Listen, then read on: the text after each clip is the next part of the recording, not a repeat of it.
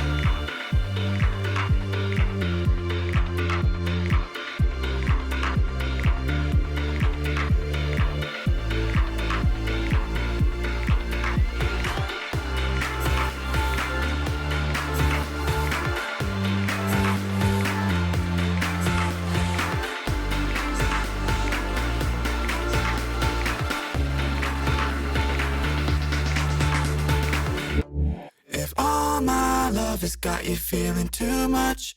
It's feeling too much for you. Then all my love is gonna dance with someone that shows love, not you.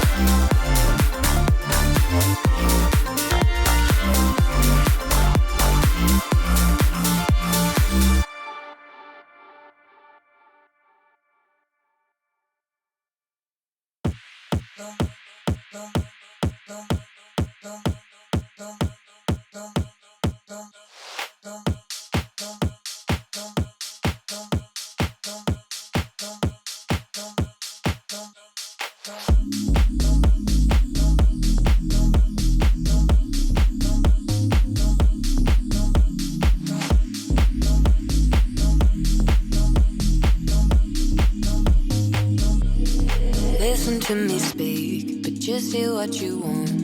What words will you keep? The ones that cause us harm. You assume the worst, but that is yet to come. Because you caused it first, and now we've come undone. Caught up in trying to find a problem. Why do we lose our minds, sending us before we try? Fed up with trying to fix our problems. Why do we lose our minds, sending us before we try? Why do we lose our minds, sending us before we try? Why do we lose our minds, sending us before we try? Caught up in trying to find a problem. Why do we lose our minds, sending us before we try?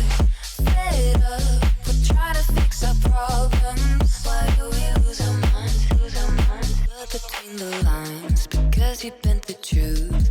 Now it's hard to find a place for me and you. I know you're paranoid, but that does not excuse the way we've paved a void and made ourselves confused.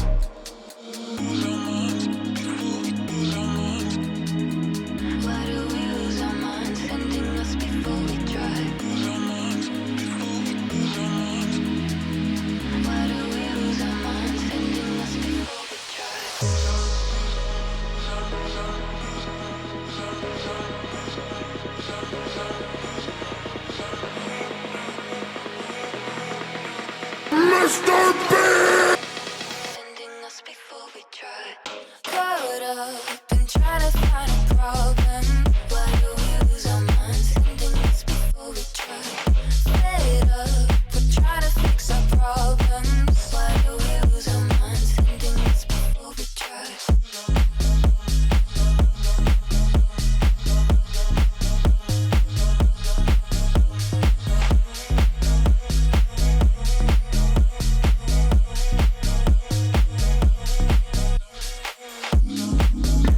Oh, whoa.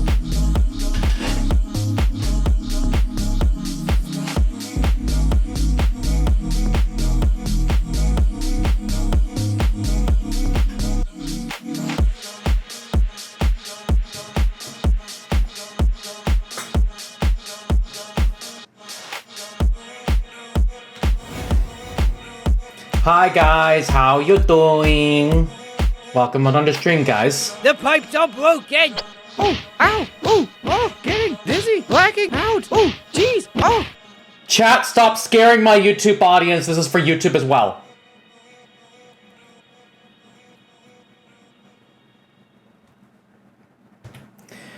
But anyways, you guys are still awesome anyways. Anywho, welcome back onto the stream, guys. I am getting super excited to get this whole, final segment of the Journeyman Project 3 Legacy of Time done. One more piece of the legacy, and with all three pieces together, as predicted by our friends in El Dorado, we might be able to solve this thing. But first, let's see who we have in the chat, shall we? If you like getting called out, please shout yourselves out, otherwise shout out to the lurkers. Nate, hello, how are you doing? Thank you for the resub for 4 months now. And, of course, with the first redeem. Furry Fox Boy, hello. Xylanth, how are you doing? Yiski, bark bark. Shernio, hello, how are you? Chameleon, how are you? Axel, it is he, the quesadilla. When's the taco party? And shout out to lurkers in chat as well. You guys are absolutely amazing for stopping on by and showing that support. Now, I forgot I also have to turn off my... God damn it, I forgot I have to turn off my, my Meep redeems, because I'm not using Meep. Been too long. I missed you too, Nate! Heckies! Welcome back! And for those that aren't aware... excuse me. For those that weren't aware for the last few months, and I believe this was also the case at the start of the YouTube channel, but Nate has been a regular of this Twitch channel for a while, Nate Blue Fox. Recently, he had a little problem with his computer and sent it off for repairs. It took forever to literally get that back, mostly because of winter-related problems like storms, etc. Yeah. The winter weather can really be problematic, especially for stuff like this. When you estimate some certain amount of time, the storms can only delay that even further.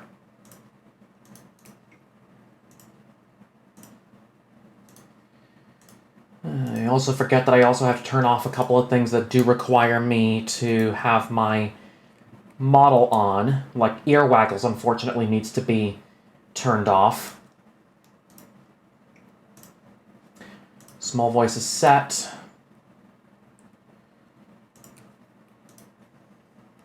Alright.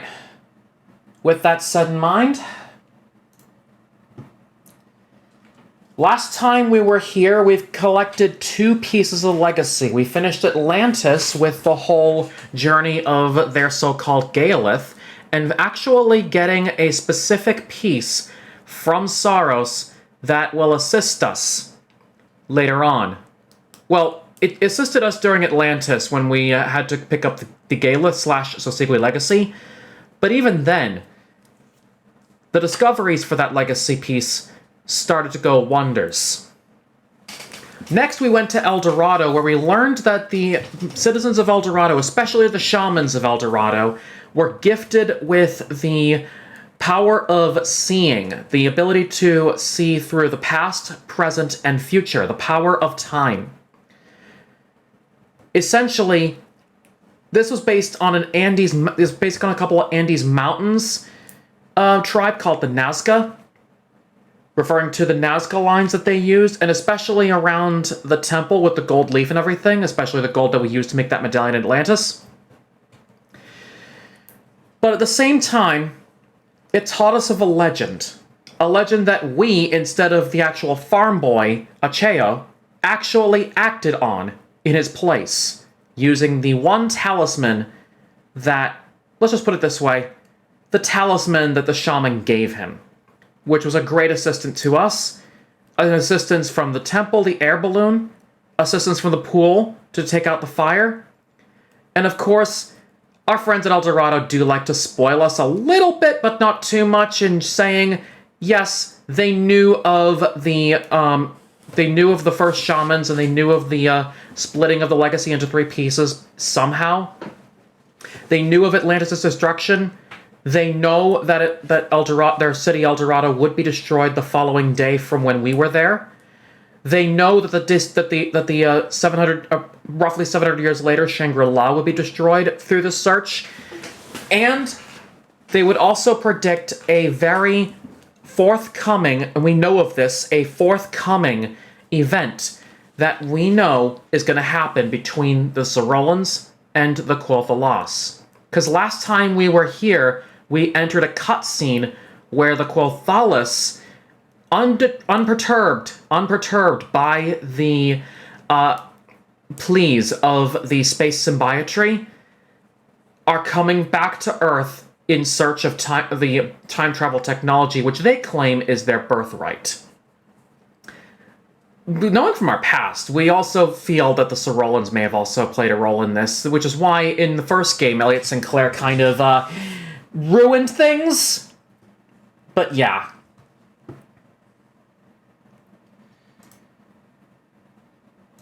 I will need to open GOG for this. Now, well, before I was here, I did want to...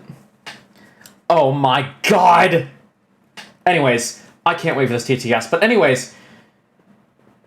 While, I want to bring up something before this.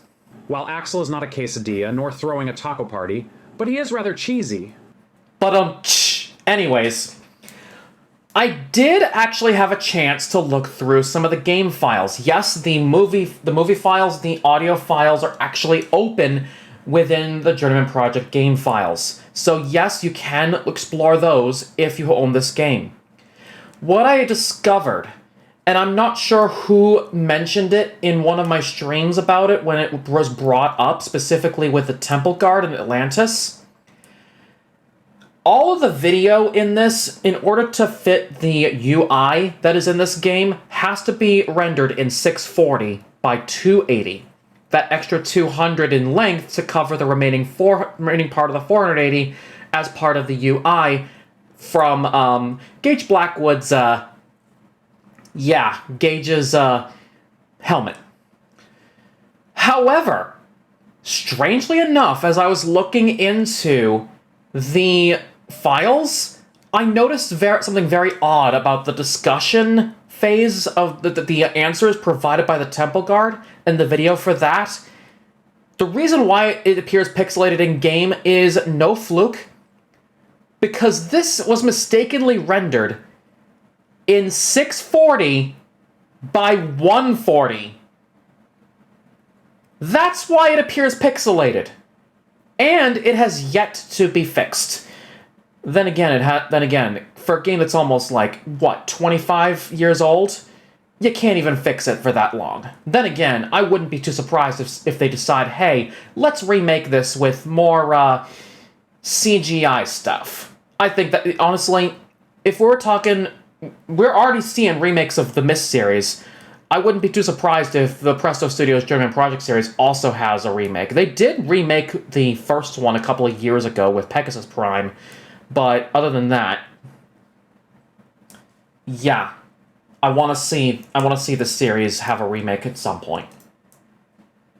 Just like Red Orb's other point-and-click Riven. No, I mean, not Riven, Myst. Anyways. And I say Red Orb because Presto Studios was only ever involved in Myst 3 Exile and the original remaster of the Myst series. No, the original remaster of the Myst series. Their major series is this one that I'm playing right now, the Journeyman Project 3 Legacy of Time.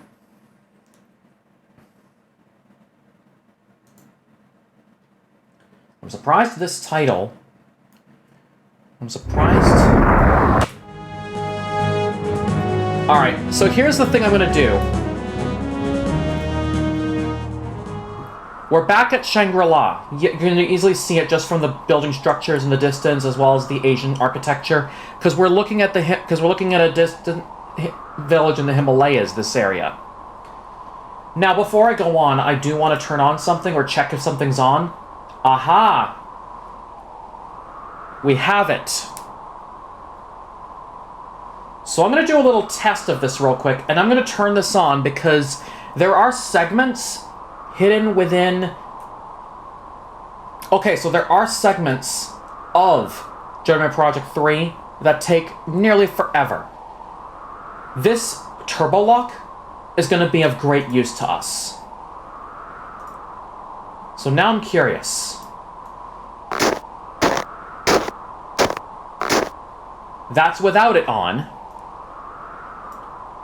But what if I put the caps lock on, or at least have it open?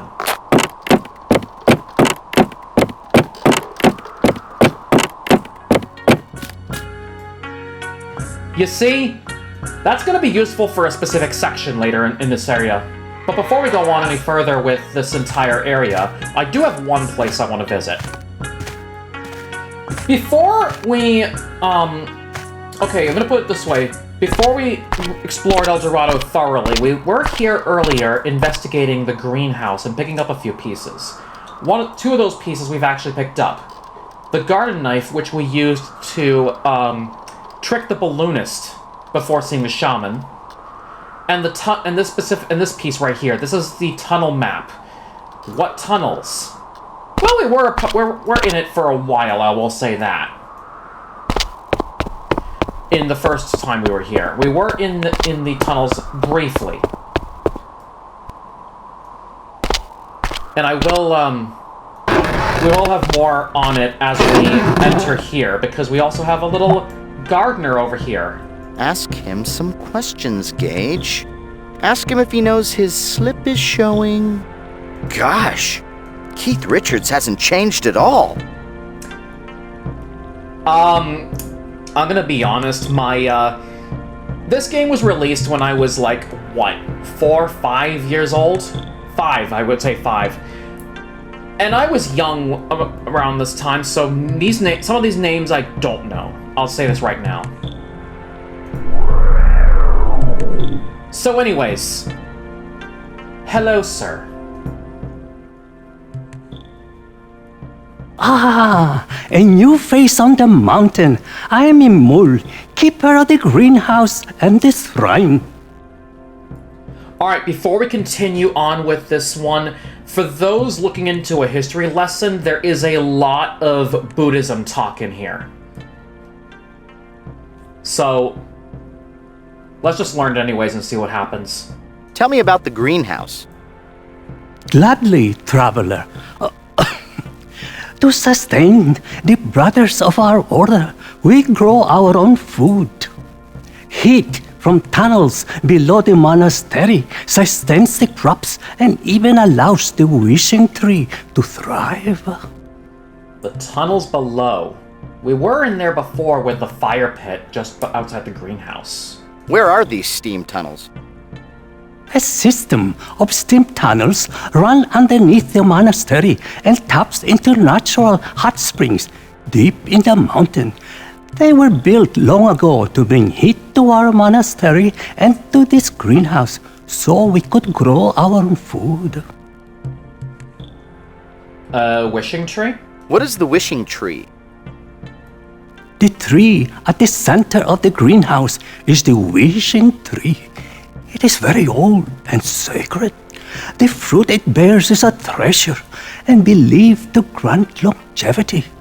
However, the tree has been sick lately. I think the roots may have been afflicted. Okay, we were in the tunnels earlier. I'll show it again after this conversation, but we did see some sickly roots down there. What's wrong with the roots? I don't know what to do. The tree should have grown fruit weeks ago. I went into the tunnels to inspect the roots, and I had found that they were rotting and sickly. I fear that the tree may die.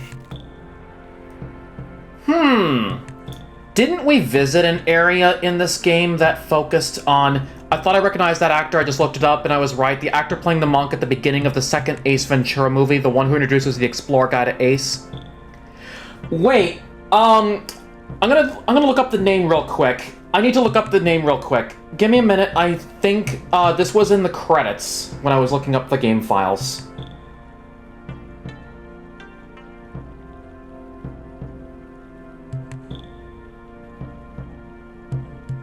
Yes, Sonny Trinidad, yes. In credits, he's actually credited with his nickname. What kind of crops do you grow? Oh, we grew a wide variety of vegetables here. But unfortunately, the crops has been suffering lately. I am sorry, but my cold seems to be getting worse. Yeah, I did kind of notice that his cold was going off. And, he's gonna have a real Buddhist answer with this next question, I'll tell you that. How did you catch your cold? I have not been able to give the Pretas their offering. I know that is why the crops are dying. The hungry spirits have been offended. They have blamed me for my failure and given me this cold. Hold off on this question for a minute. Tell me about the shrine. The shrine for the Pretas realm, the hungry spirit, is in this greenhouse. I am charged with making offerings to the ravenous spirits to appease them. And offerings? Can you tell me what sort of offerings you make? If you make offerings to the Pretas, you will prosper. If you offend them or hurt the earth, they will punish you. We appease the Pretas by offering the spiritual food. We are going to learn more about this so-called Pretas later. Tell me about the spiritual fruit. The wishing tree at the center of the garden bears a rare fruit that I offer to the Pretas shrine. Who are the Pretas? One of the 6 realms of unenlightenment is the realm of the Pretas. Tortured spirits, damned for gluttony in previous lives. These ghosts live in our world, constantly tantalized by material possessions. They suffer, for they can never satisfy their hungers. It is the duty of our brotherhood to alleviate all sufferings, even the suffering of the Pretas. Goodbye. Farewell, new friend. I hope to talk more with you later. We may have another talk with this guy later as a native, if we can find a guise. We do have his disguise, but I can't use it right now because guess what? Anyone ever heard of anyone ever heard of talking to yourself? That would be weird, especially in this time period, wouldn't it?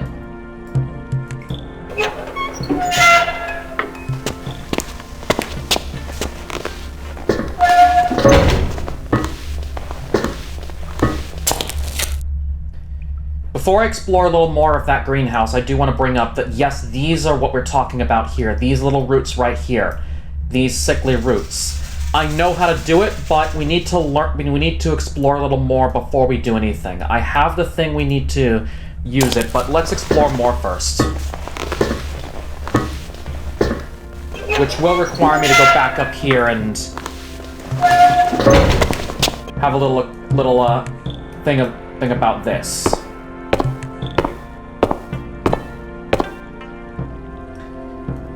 Hello, I'm not going that way, game. The weakness of having flickering mouse. Oh. That's a statue of Buddha, the holy man responsible for creating the Buddhist religion. Before becoming a deity, Buddha was known as Siddhartha, a man from India who transcended worldly suffering, becoming a paragon of spiritual perfection. I believe, I'm trying to think of something here. But there is a phrase inside this particular area that uses the original Buddha name Siddhartha, or part of Siddhartha. So we'll focus on that, but... The shrine of the Praetus realm, to sate their eternal hungers. Looks like there's another inscription on the base of that statue. To Aunt Edna, hope you're feeling Buddha, Cousin Morty? Huh? The lotus is an important symbol in Buddhism. It is a symbol of wisdom and spiritual unfoldment, following the metaphor that the roots are in the dark mud of the earth, but the lotus head rises up to face the sunlight. Indeed. Anyways.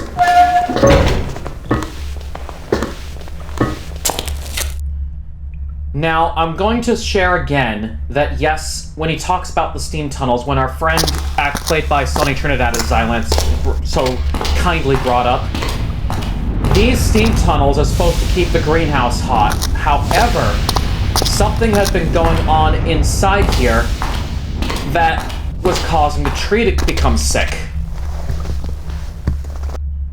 We will actually need to utilize something here later, but for now, I have a thing we need to do out here first. And this may require us to use the gardener's guys for the minute.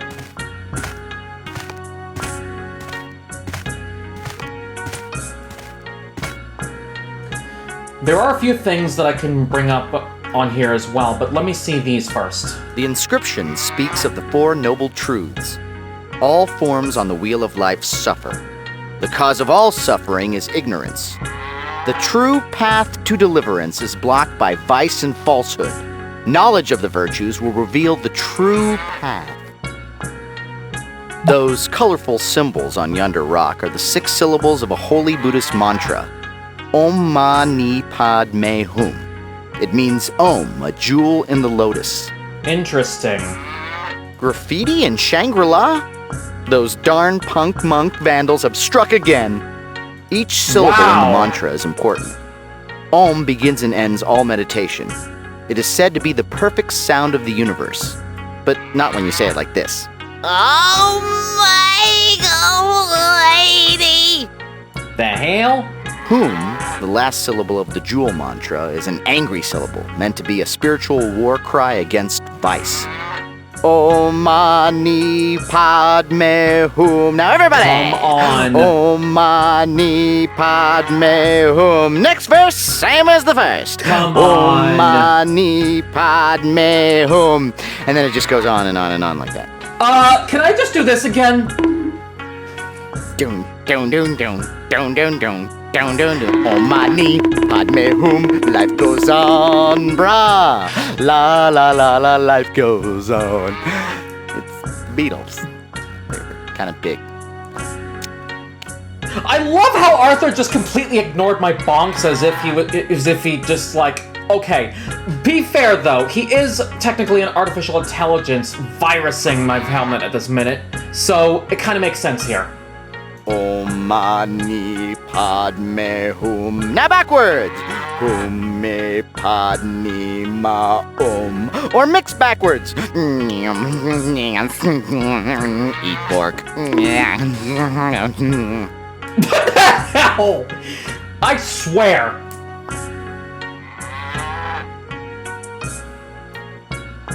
I swear. Anyways. This. I see yaks. I believe those deer represent Buddha's first sermon in Benares, India, where it was said that even the animals approached to listen. I think we've wandered onto the petting zoo. Get a quarter and let's find the yak feed dispenser. How cute, a black and white snuffleupagus. Oh, come on. In Tibet, yaks are a major natural resource. The milk they produce is turned into a treasured butter product. Yak butter is used in food, tea, candles, and even used to make incredible sculptures. So, don't be surprised one day when Tibetans invent cold fusion from the curdled milk of yaks. Huh? Many devout Buddhists are in fact vegetarians. Tibetans often left animals under the care of monks to protect them from slaughter. Someone might have brought those beasties here to prevent them from becoming McYaks. Hello? A lot of people don't know this, but before there were wax museums, there were yak museums. Yes, I'm kidding, Gage. Okay. I really need to do this. That's for Arthur.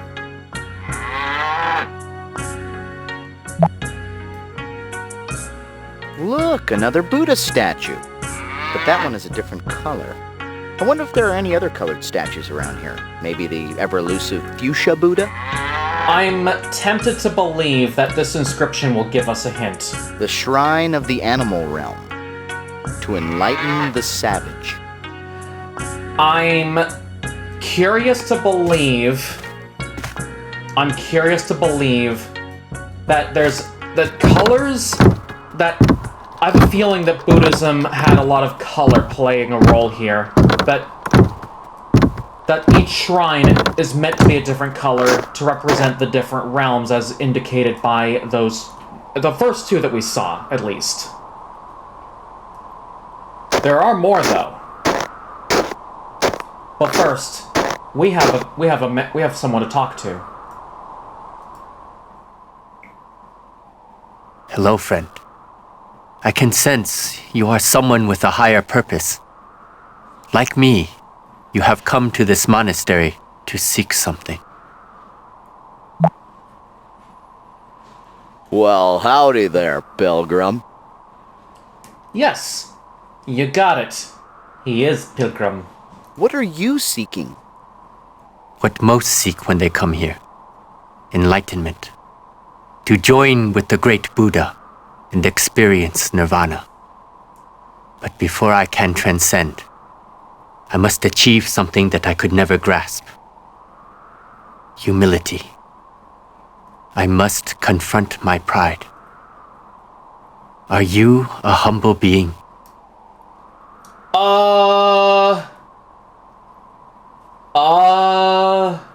To be honest, I never really thought about it. I'm not sure. Well then, traveler. Always ask of yourself the questions you cannot answer.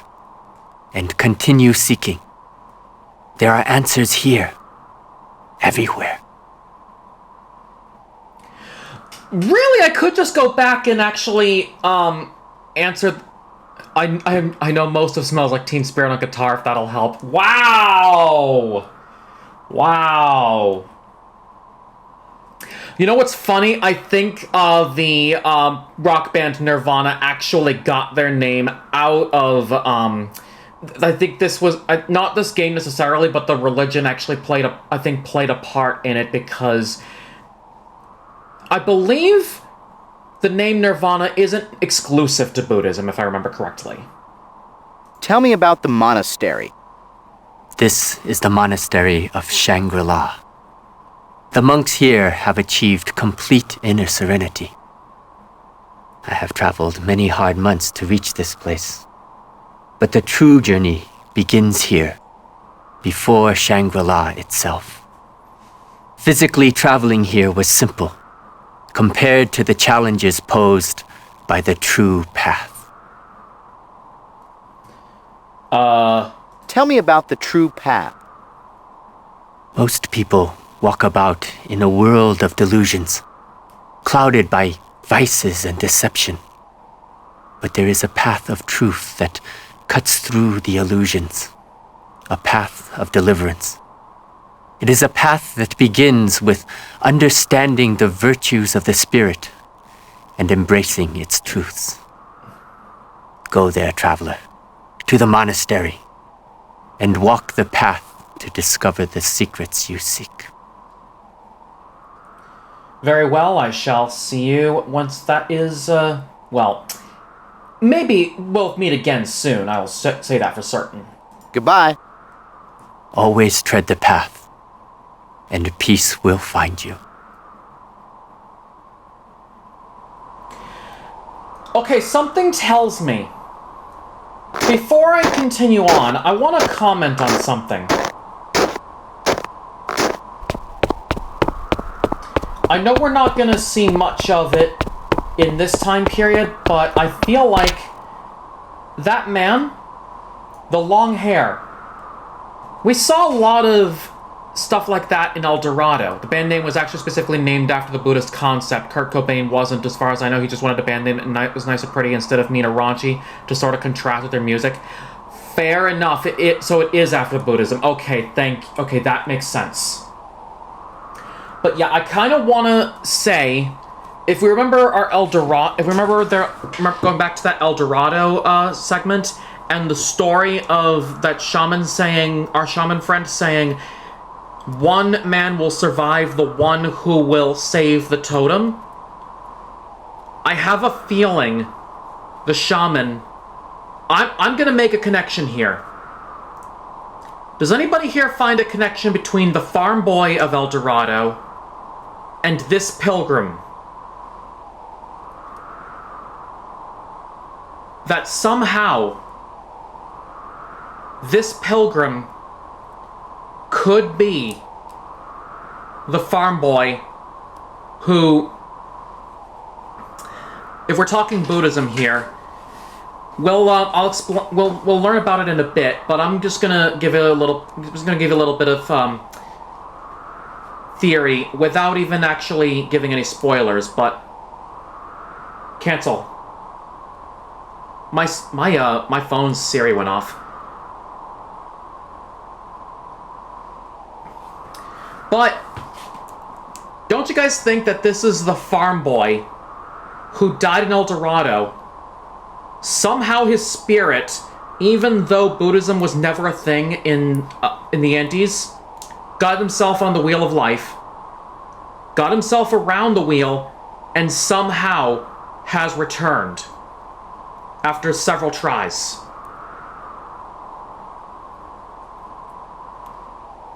I have a feeling that I can make that connection here, even though these are two different actors we're talking about. Correct me if I'm wrong. Anyways, I need to turn this fan up.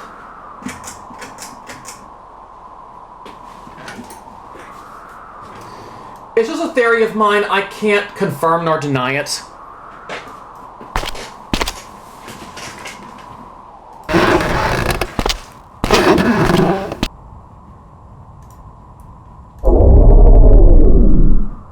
I do need the Pilgrim's disguise for this, though.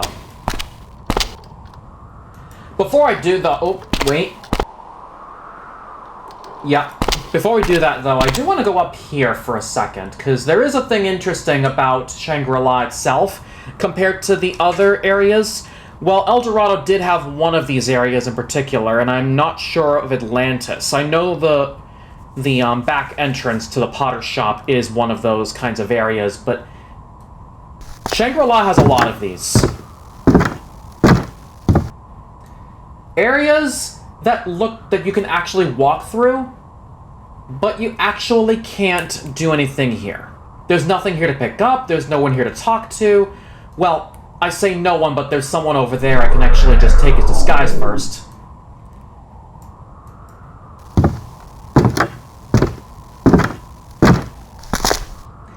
Before I go, though,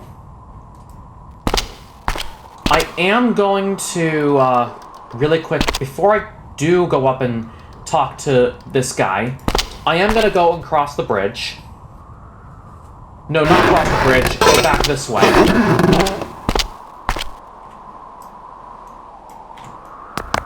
I am going to turn on turbo mode because I do need to rush there.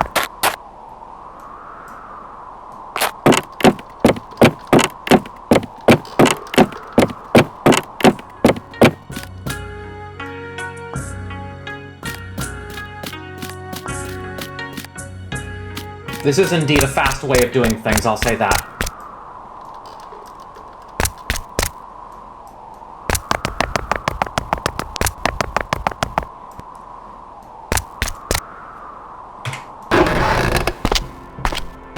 But I am gonna do one thing. Where's your modesty? You can't change your clothes in front of a stranger. Okay, thanks, Arthur, for telling me I can't change disguises while somebody's busy and can't even see me at the immediate moment. Then again, they can still hear the disguise happening, so yeah. How would they know? Anyways,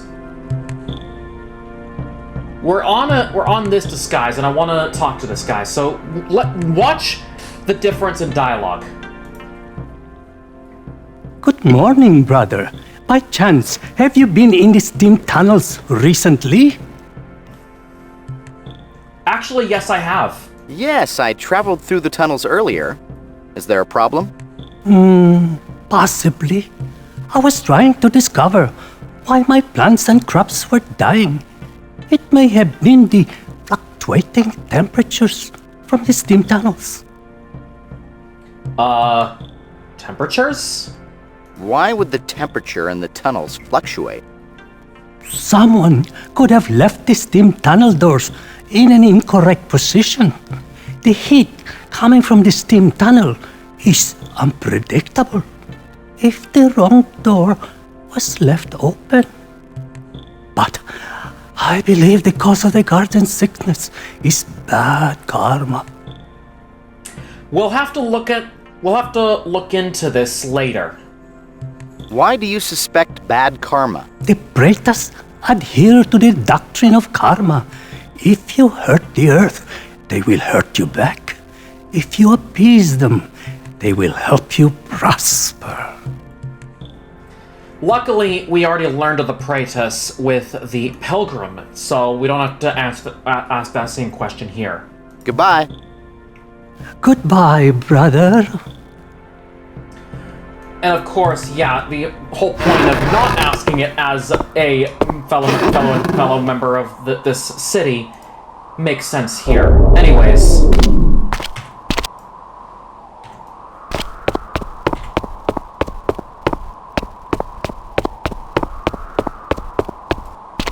I also have a little more fun I want to do.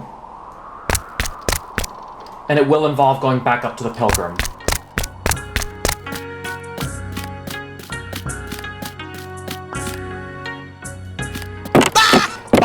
Hi, Silver. How you doing? So good to see you. I do want to have a little more fun with our pilgrim friend here. And I want to see what happens if we try to use a different disguise after talking to him.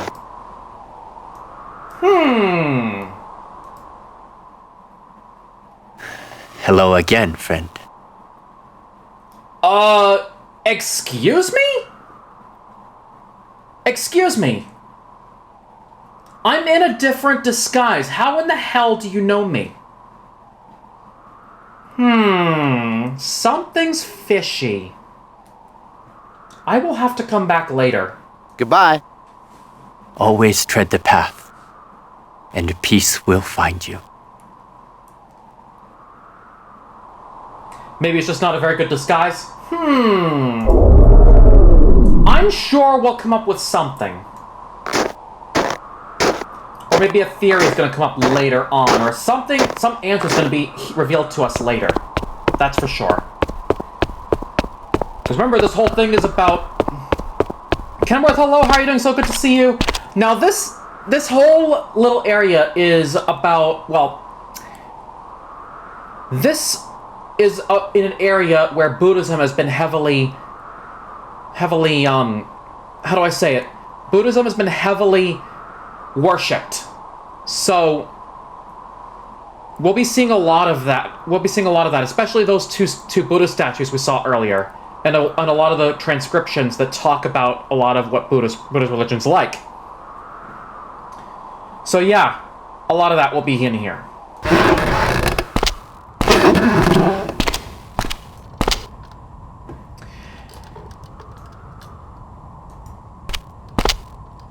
Anyways.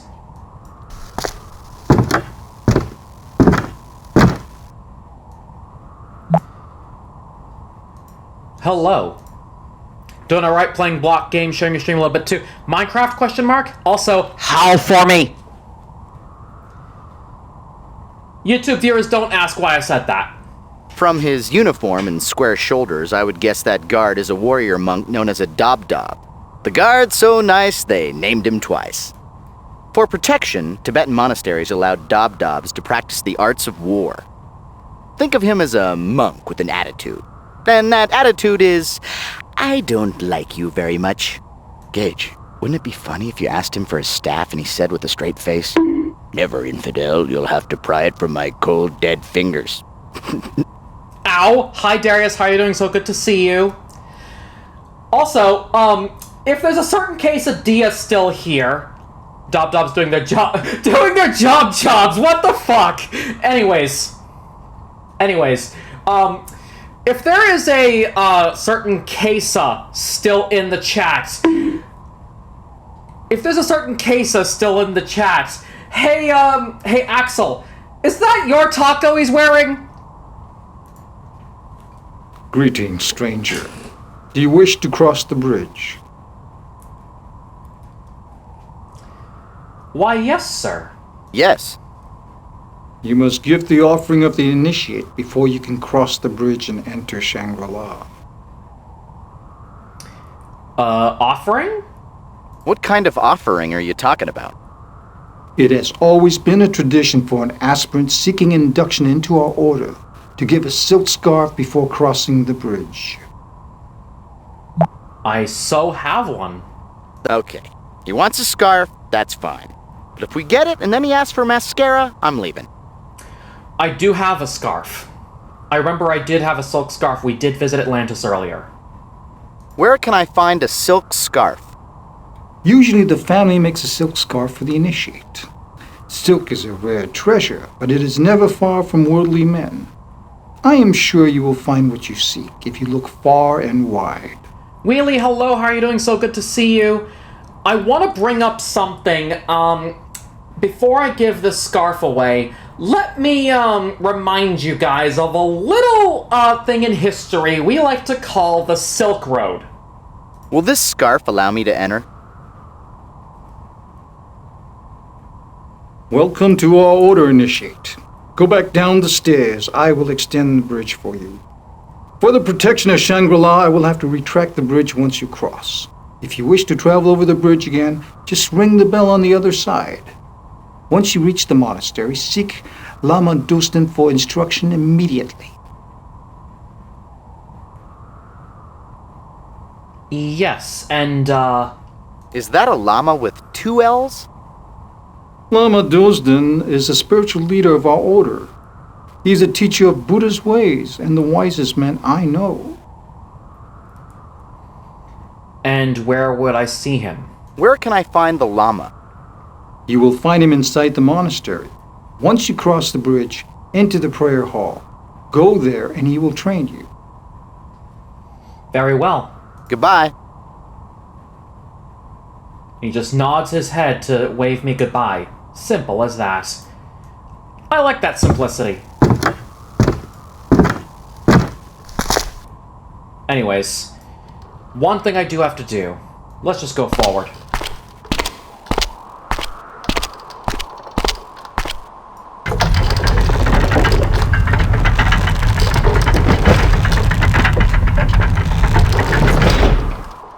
Now here's the fun bit. If we had come here first and not talked to the Dobdob first, this bridge would not have extended. I know this because I've seen video of it.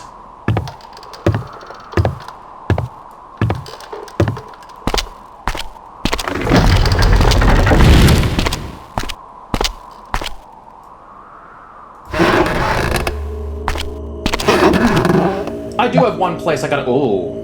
The dangling cylindrical columns hanging from the ceiling are victory banners. They represent the victory of Buddhism over ignorance and death. That other banner represents the victory of the Boston Dobdobs over the Nepal Red Yaks in the 44 series. Hush. So if he's called Dobdob, do we call you Bark Bark? Hush, Darius. You know, knowing that, there is one thing I already know that we can call you and some of the other cats. We all call you Mau Maus. The shrine of the human realm. to humbly contain our pride.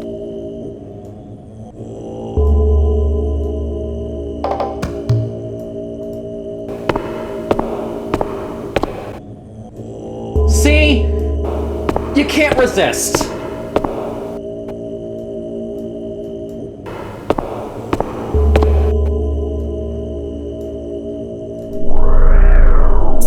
I guess we're at the very person that we need to speak. A new initiate. Welcome to Shangri-La. I am Lama Dalsdin Gyopa. I will be your teacher as you begin your path to Buddha. We lead simple lives dedicated to alleviating the suffering of the unenlightened. We constantly meditate to improve ourselves so that we may one day find nirvana. It is a hard existence, but a good one. You undoubtedly have questions.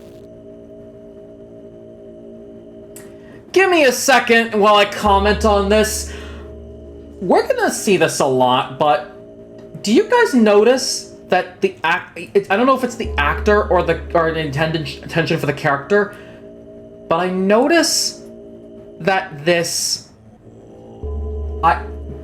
I notice this character or this actor likes to blink a lot. I'm really curious. Who are the unenlightened? Those that are still trapped on the wheel of life. Those that die and do not reach nirvana are sent to one of the realms of the wheel to be reborn. Darius, you're in the gaming server. You talk to Darius about it. The notion of reincarnation dominates the Buddhist religion. The image of the wheel of life is a symbolic one, going with the idea that life is a cyclical, circular process, constantly turning and returning. Taco Man came by, he gave me some... Oh, I'm sorry. I'm sorry. My mind is a derp right now. You're in the game show server. Why don't you ask Axel about it? Anyways. I deserve that bonk. What is the wheel of life? When a person dies, karma forces the spirit to enter one of the 6 unenlightened realms. If the person led a life of vice, then he or she will go to a realm that embodies that vice. If the spirit does not achieve nirvana, then it is fated to wander, to be reborn again into another of the 6 realms. The wheel always turns. Only by learning the virtues that deliver us from the different realms can one escape and reach nirvana. I'm gonna make a big note here. I am not a Buddhist, but I can understand why these people will believe what they believe. What is nirvana? Excellent question. Nirvana is a state of mind, a location, a being. It is reached when one has achieved the intellectual perfection of the Buddha. It takes enormous focus, but the reward is eternal peace. We strive every day for nirvana. So basically, nirvana is the Buddhist version of heaven, I would say. Am I right in this? Goodbye. Now, initiate, explore the monastery and pay respects to the shrines to begin your new trek for inner peace. Anyways, I have 2 more disguises I can use on our llama friend. Because I have one thing I can do. I'm gonna really quickly just talk to you again. Ah, Himul, good. I wanted to speak to you about the garden. Himul, you don't look well. You have worked yourself too hard. Perhaps you should try more meditation to relieve your tension. What about the garden? I passed by the garden yesterday and noticed that the crops in the tree were doing poorly. How is the garden today? it's a mistake to assume every religion works the same way Christianity does. Yeah, just forget what I said about the comparison. I'm working on it right now. Excellent. I'm sure you will get to the root of the problem. The garden is not doing well. I feared as much. Losing the next crop could be disastrous.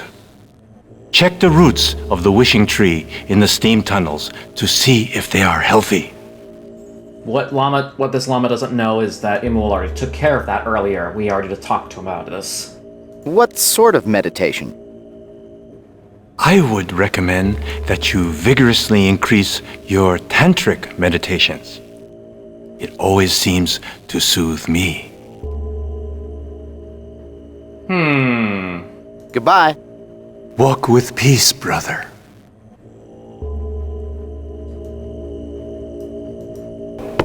Very well.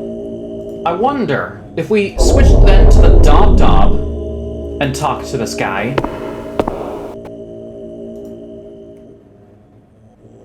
Hello, Tagpo. Could you come back after my meditations? Oh, and put some snow in your eye. It's starting to swell. Tyr, hello, how are you? So good to see you. This llama is actually talking about something really interesting when it comes to the Dob here, because you'd notice, I want to make a little note here. Well, first off, sip.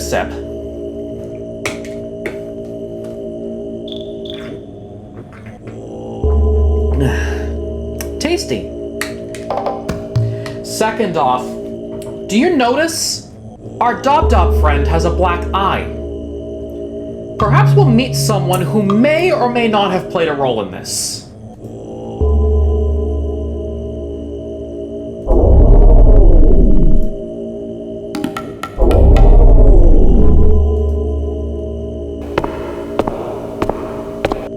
By the way, when you think of this time period, the time of this, particularly the 1200s or something like that, the 11th century or earlier. What name in famous ancient Chinese history comes into mind? Hint: Mongols.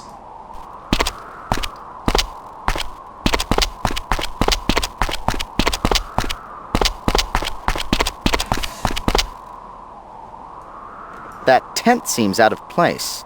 If my history serves me, that yellow banner atop the tent bears a Mongolian symbol. And if history serves me further, the great horde of Genghis Khan was terrorizing Asia about this time. Well, there goes the neighborhood.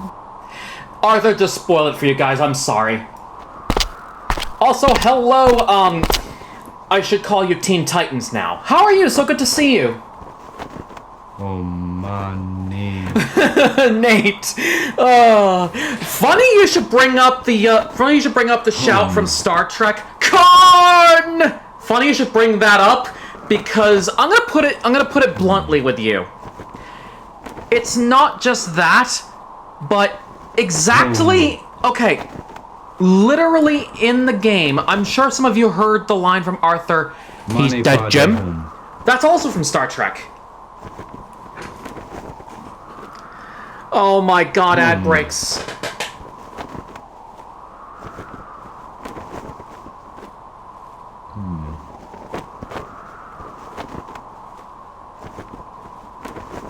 So Xylanth, we're talking about how in this time period, if we remember the time period that we're after, the current time 1219 AD, have a look. Wasn't this around the time Genghis Khan was around? Mane pade hum.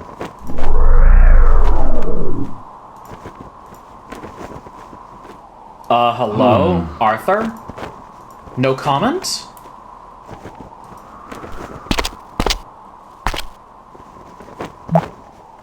He seems... I always figured Khan to be taller, thicker, more barbaric. But this man seems to possess a dangerous animal cunning. The kind of clevernesse to rip off your arms, to crush you at chess. So Xylanth, I was talking about, and Arthur also brought it up earlier during the ad break, but when we were talking about this time period around the 11th century AD, this is around the same time Genghis Khan was around. I think we might be talking to somebody very similar here. Hi, you must be Genghis Khan. I'm a big fan. I've got all your parchments. You're so much more merciful in real life. Isn't that your name in VR chat now?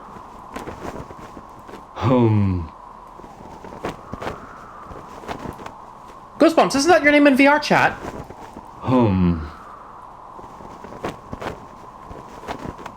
Why else? Since you're not calling yourself Bleach Hitman Fortnite on there, what else should I call you?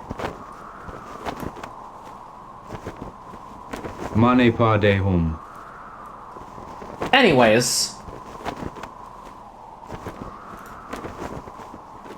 What are you doing here, you audacious fool? Do you think you can just walk to the Great Khan and be granted an audience? Get out! Before I feed you to my horse. Rude. I mean, it is kind of convincing because, the way Genghis Khan was portrayed. Or was. You mock my wish for solitude.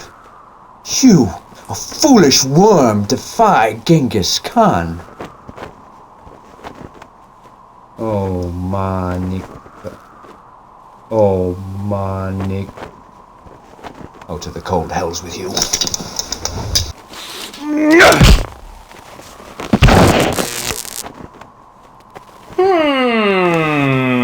Come on, Rock. Watch his hook. Jab, jab. Don't just lie there like a bum. Yeah. But I'm gonna do a little spoils because this isn't the only animation of Khan bludgeoning somebody. There is another. And of course, I hate to say it, but the community has treated this as one of the 17 Easter eggs hidden in this game. Also, I'm not Easter egg hunting, so yeah. It's really strange that I'm doing this here. You mock my wish for solitude. You, a foolish worm, defy Genghis Khan. Oh, Manik. Oh, Manik. Oh, to the cold hells with you.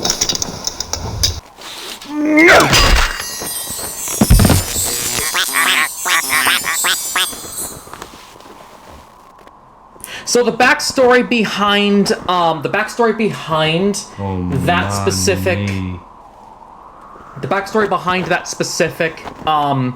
specific animation is actually very simple. One of the devs had a little fun with dots that they decided that the actor who plays Genghis Khan in this particular game make that animation just so to put the Easter egg in. But here's the fun part of all of this. The Pilgrim's not the only one we can use this on. If we remember from seeing the Dob Dob, he had a black eye. We'll be seeing... Let's see what happens if we talk to Mr. Khan as the Dob Dob. But anyway, you know what Conan the Barbarian quote, "What is best in life, to crush your enemies, see them driven before you, and hear the lamentations of their women"? That was actually a paraphrasing of a thing Genghis Khan said. The movie is sort of quoting him. Really now? I don't think I've ever heard of this. I didn't think I'd see you again. Here to have your other eye decorated. Just leave now. If you break my concentration again, I'll break you.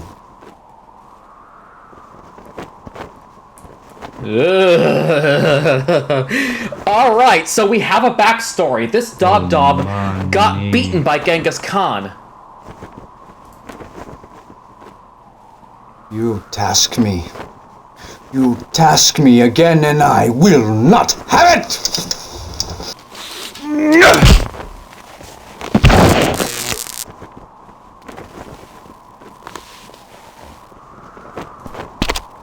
Here. I have, Khan. Please, no more. You task me. You task me again, and I will not have it!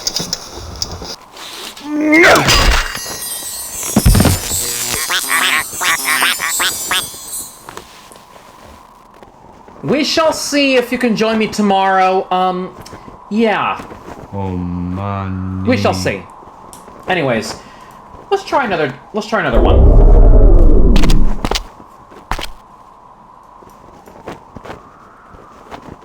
I did not summon you, monk. Go away.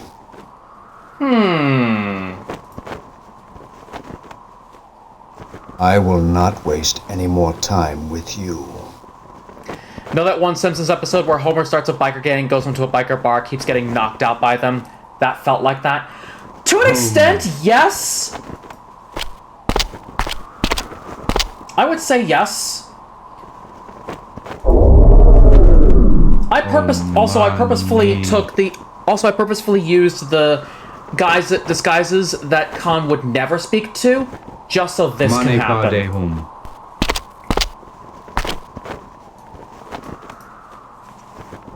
Lama Dulsden, I wanted to tell you that I hit one of your monks earlier.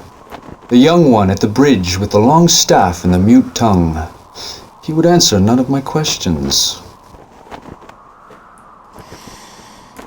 Doing some GTA Online? Hey, let's go. I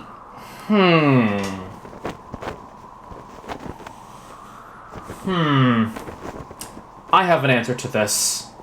And if we're talking our llama friend here, I know he would say this.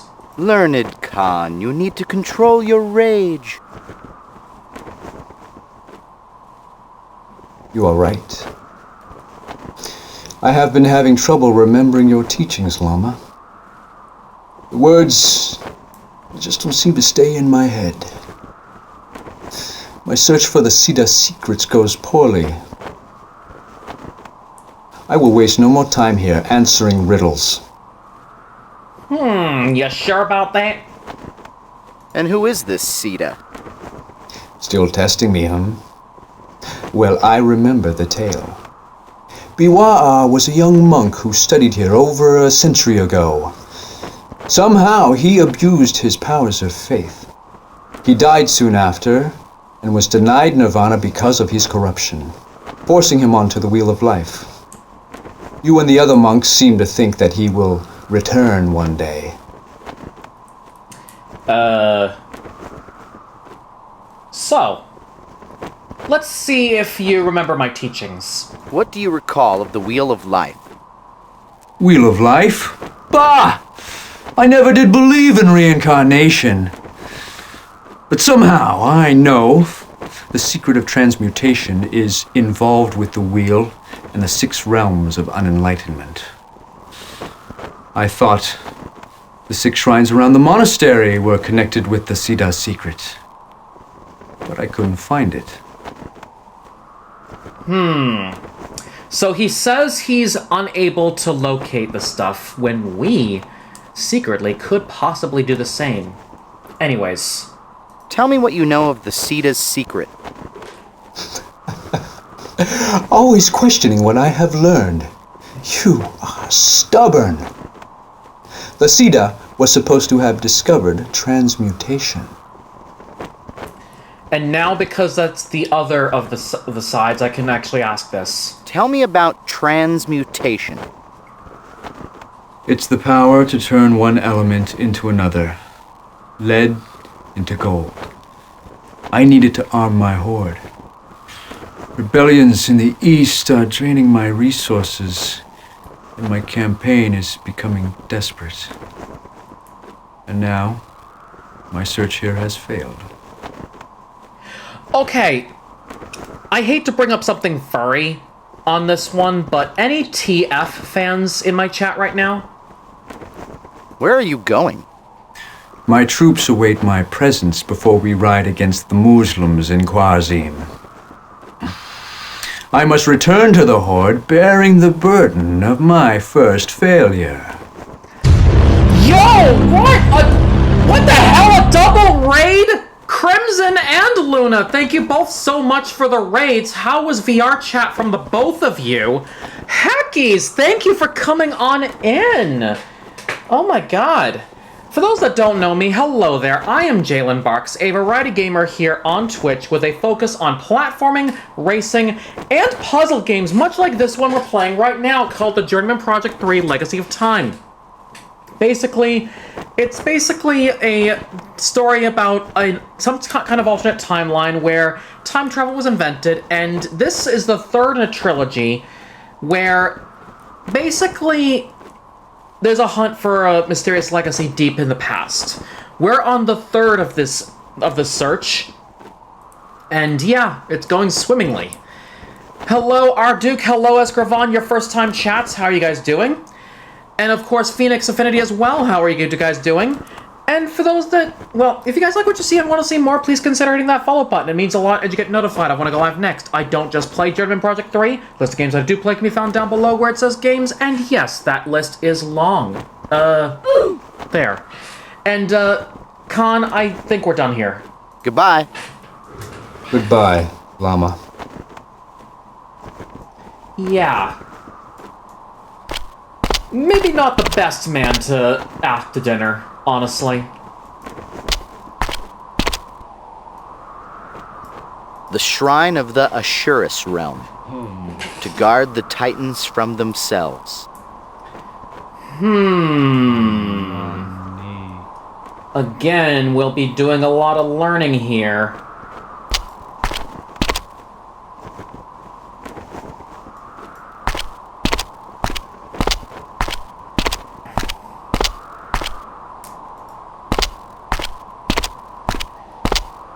But before we go deeper in, I do want to come in here for just a second, because we'll be needing this a lot later, and it is a thing of ours to do a little bit of exploration before actually solving these things. That gruesome-looking fellow above the door is Yama, the Hindu god of the dead.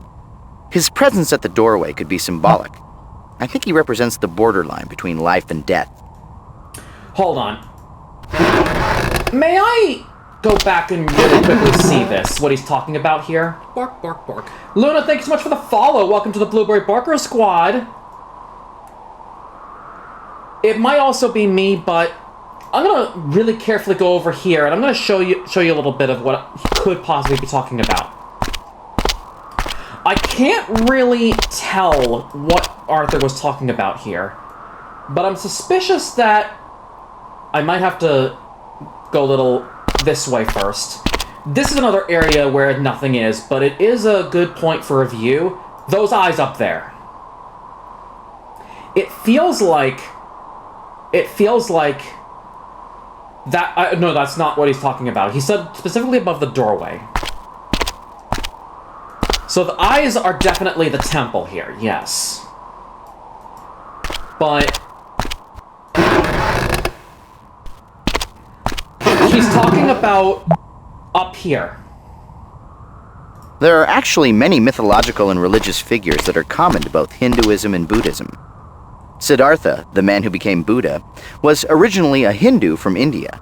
He infused some of the elements of the Hindu religion when he created Buddhism. So what Arthur was talking about when referring to Yama, this guy.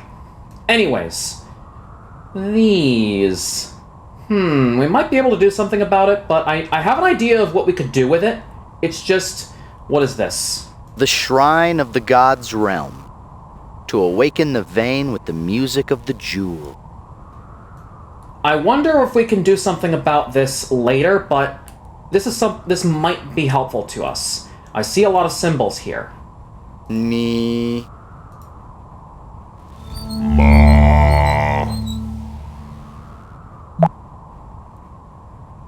When did Andy Warhol start designing Tibetan Campbell soup jukeboxes?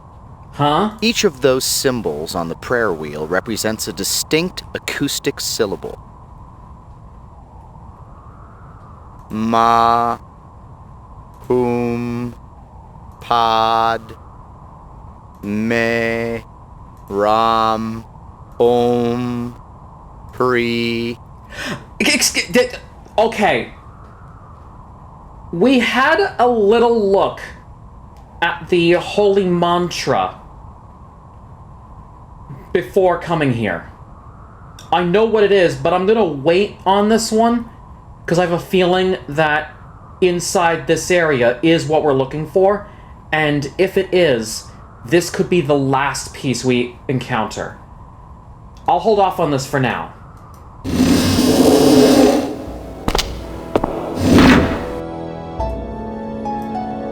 So first, this little tapestry.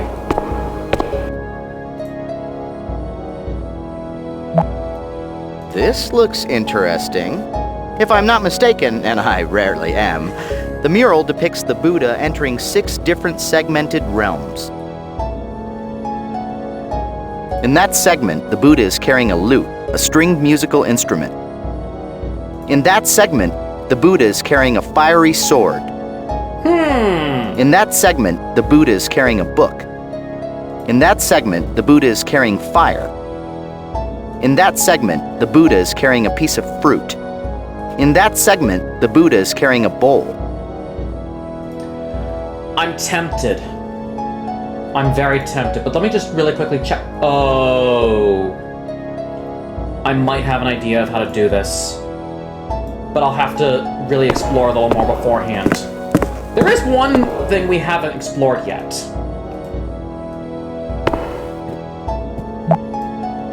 Gage, that depiction of the 6 segments we saw on the wall is duplicated on the floor of this temple. It must have great meaning to the monks of this monastery.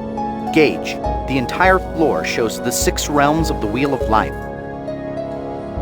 And I think I'm gonna go around a little bit because I do want to show off something that's going to be crucial to us later.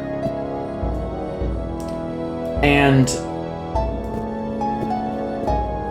it involves this. We'll be needing this little thing as well as look up. We'll be needing that later. Very later, I can easily say. Also, Blue Bottle, hello, how are you doing? So good to see you. I kind of missed you for a minute.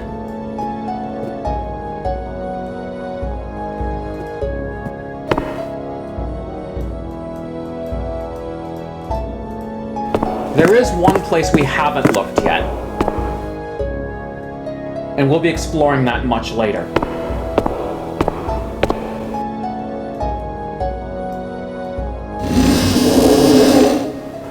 How goes it? I'm doing absolutely fantastic. Thank you for asking. So yeah, we'll be back to this temple later. Much later.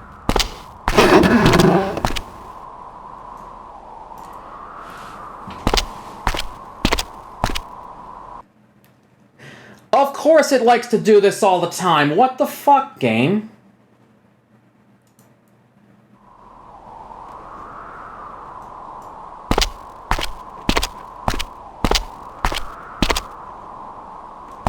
Anyways.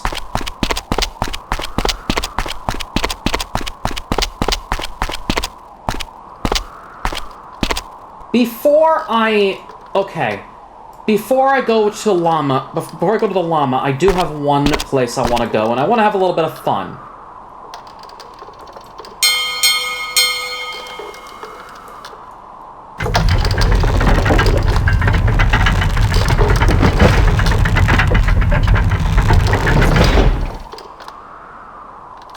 I want to have a little bit of fun with our Dop friend.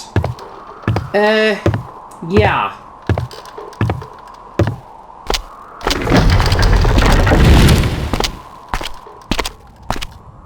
It does, of course, involve this.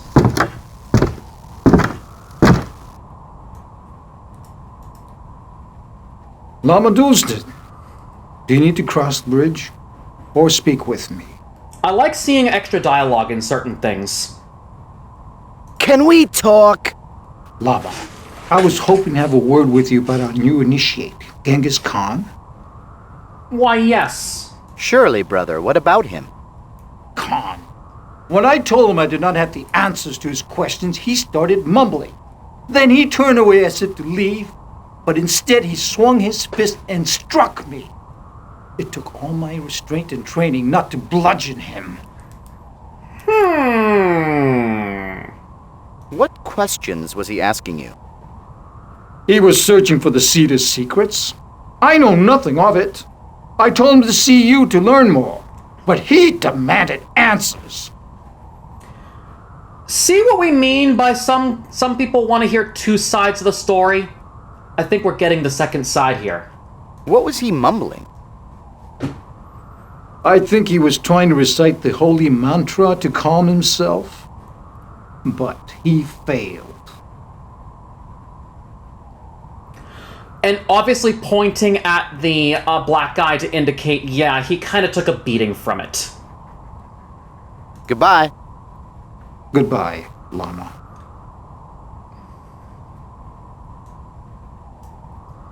Anyways, I don't need to cross the bridge as the llama right now, but I do have a disguise that we can use in a bit hello, glitches. Anyways.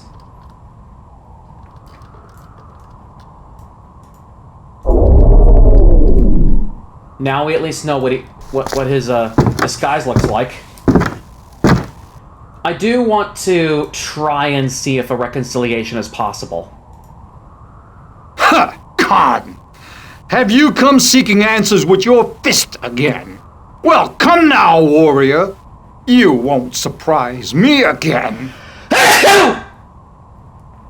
That was unintentional, I'm sorry.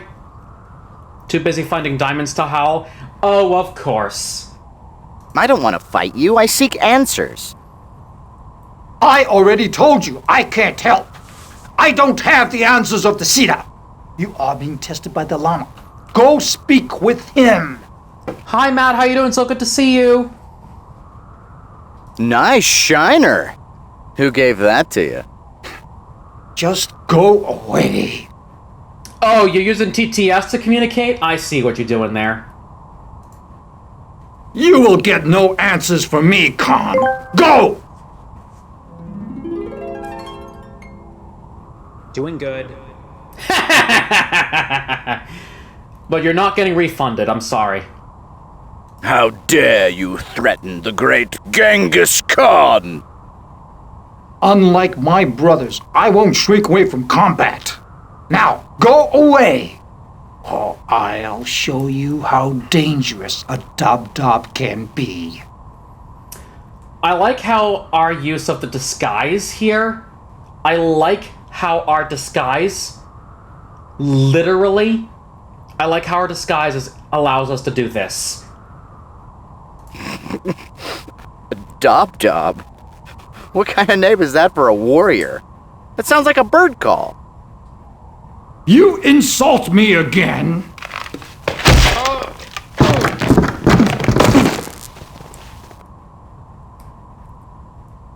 Well then! I guess our bad blood just got worse between these two.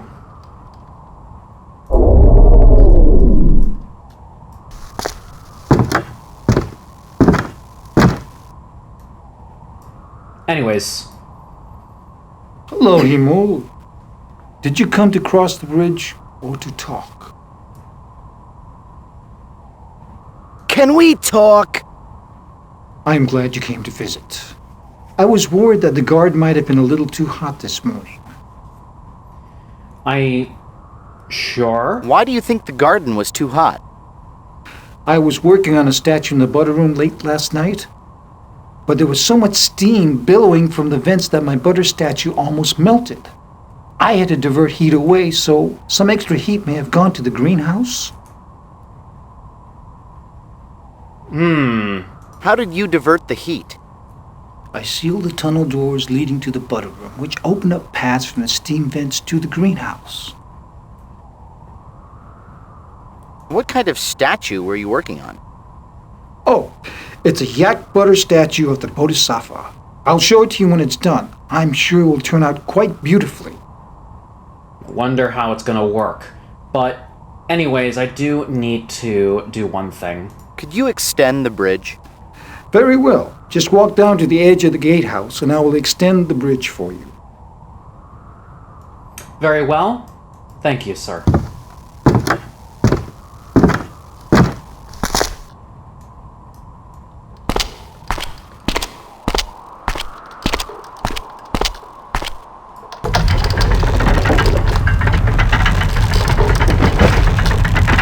least not in that way. Fair enough. Mistakes happen.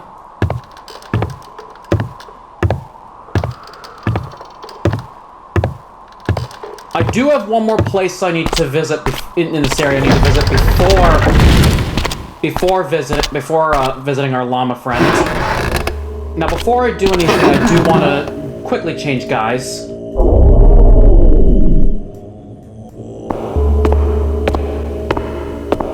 But I'm also going to do a quick save. And, since we had that little glitch, I'm not letting it ruin my game. I'm gonna really just quickly quit and come back.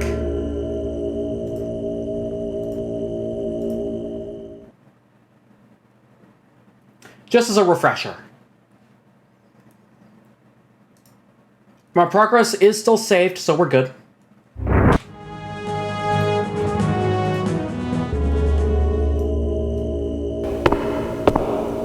So, there is one place we haven't been to. But we also have this thing.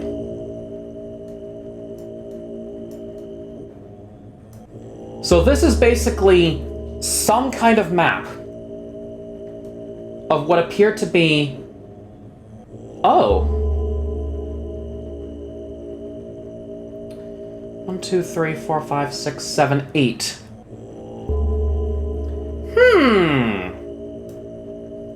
Interesting. I might have somebody coming in later on to assist me with those particular symbols, if possible. But if she doesn't, then I guess I'll try to explain it myself.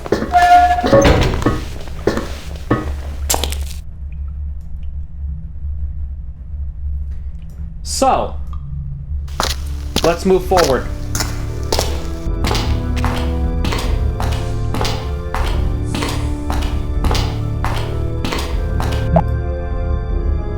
You can thank phosphorescent yellow lichen for the romantic mood lighting in these tunnels. But from what I hear, all the fun's definitely in the red lichen district. Oh? This tunnel map is helpful, but I think I can add something that would make it even more useful. I'll start updating the positions of the doors onto the map after we've been to a location.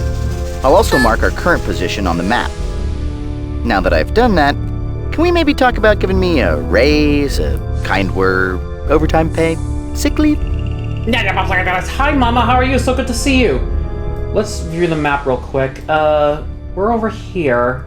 I have a gut feeling that where we're going next is all the way over, I want to say, in this room right here. So let's not move this and try to explore these tunnels.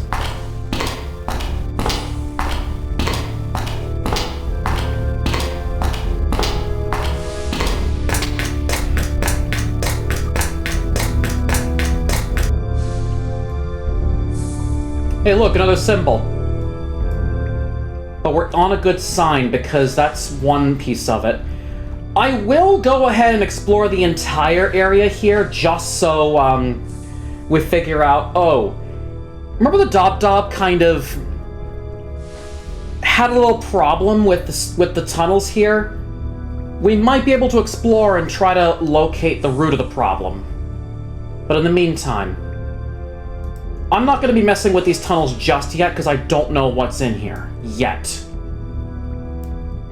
Also, I just came from the diversion, so I will have to keep going down the other tunnel.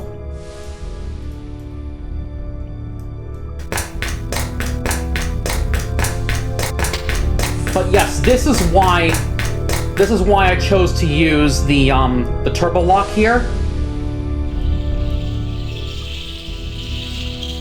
Alright, so this way, yes. So if anything, if there is heat coming from here, then it's likely that the mock here must have been given a little bit of heat.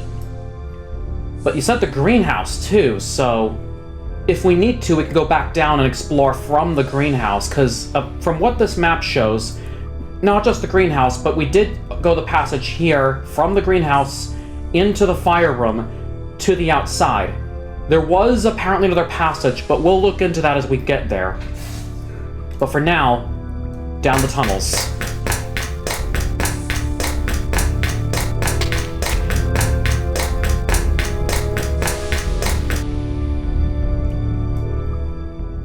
So yeah, from the looks of things, the monk does have heat. Some form of heat.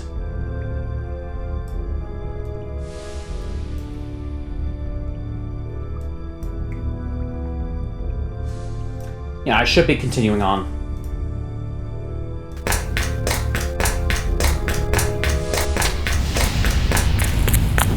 So there's our second of 3 fire pits here. This looks like a natural steam vent. It probably goes down pretty deep.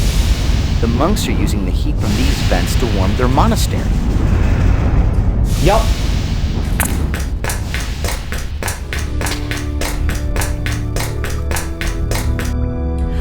Oh! Funny thing I should ask. Our friend might be coming on. But, in the meantime, I will just, keep going on the map here.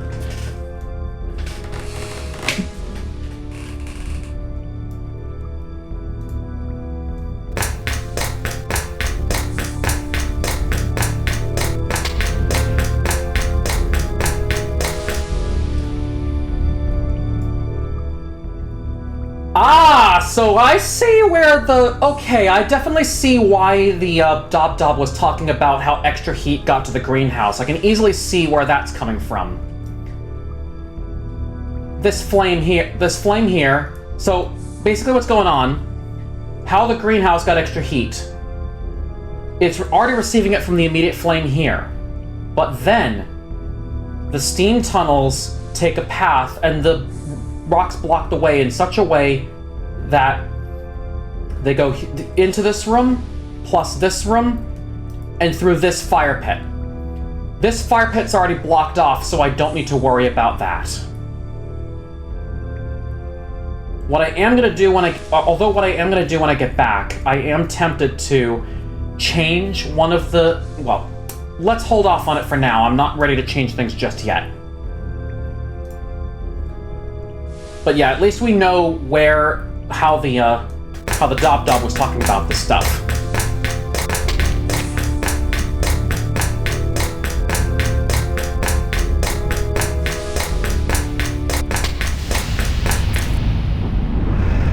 Just make sure that I'm in the right place.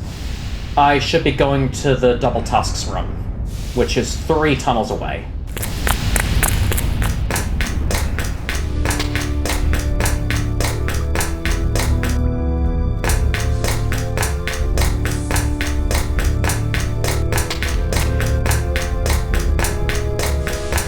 Two and 3. Now, I am going to bring up our map again to recognize that, hey, we're here. But I'm not sure exactly of something. No one cannot be so sure. Myth, how you doing? So good to see you. Hang on, let me get on Discord real quick. That is, if this game would let me. God damn it. I'm gonna have to save and... I'm gonna temporarily quit for this. Because it won't let me alt-tab, damn it. Alright. Let's get you on.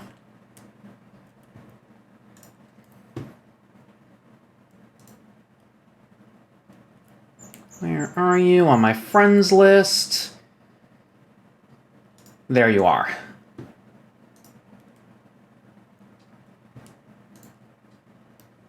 Hey, cutie. Why, hello there. Also, my PNG tuber kind of vanished because I switched out from a call that actually, well, one of my overlays does use that, so I might have to go to, really quick, I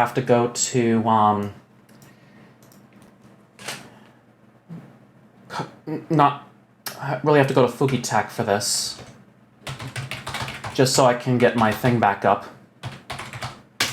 You are fine. I just finished my day of work. Hey, let's go. This keyboard include is on my image in roommate's. group It is view. quite clackety, so Ah, yes, I I will- see. I will try to refer to chat via voice. E. I could use the practice anyway. Alright. I'm gonna get back into game now before... Oh, wait a... I forgot I need to have my chat open. I have Google Chrome open. Silly me. There we go. That should fix things. By the way, hello chat. How are all of you tonight? So, I know you might be of a good assistance, and I don't think our artificial intelligence friend might have any comments on this, but I had a curiosity on the particular symbols on this map and its connection with Buddhism.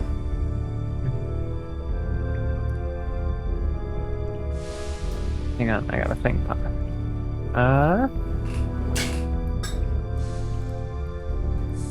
Okay. Well, I see, they're in the pose of the chakra, the little skelly over there. I'm not super familiar with like Buddhism. I'm more familiar with Hindu than I am with Buddhism, and I'm vaguely familiar with Hindu.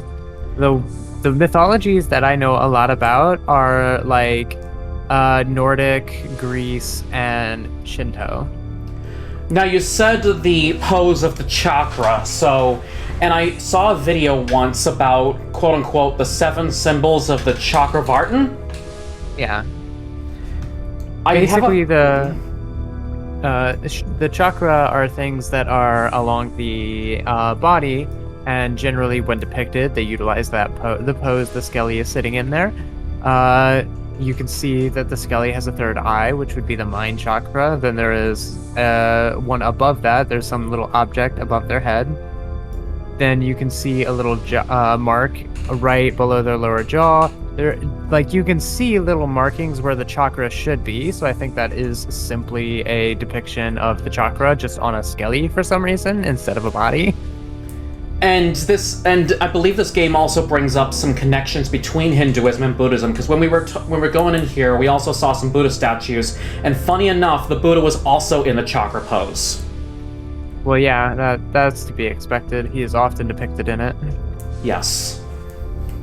Because that is the pose that, from what I understand, Buddhists will generally take in order to meditate and align their chakra. Because it brings all of your chakra into a single line, which is what the goal is. Yeah, I think that's the only thing I needed to ask in voice, honestly. That's it. Do you want me to just hang out now? That's all I needed you for VC for. Well, if you want to end the VC, that is fine. Yeah, I typically tend to have no voice on my single-player games. I just wanted some extra help in regards from someone knowledgeable in some mythologies about this stuff, but yeah. Thank you for the help, Myth. No problem. I wish I could be more help, but I just don't know that much about Buddhism. I mean, you did give us a little bit of knowledge of Hinduism, which is connected in a way, so there's that. Yeah, Buddhism branched off of Hinduism, I believe. Yeah, anyways, see ya! Bye! Myth, a very wonderful, knowledgeable mythology. Well, some mythology, but not all mythology. Anyways, I saw Bluebell the Wolf in chat. How you doing? So good to see you!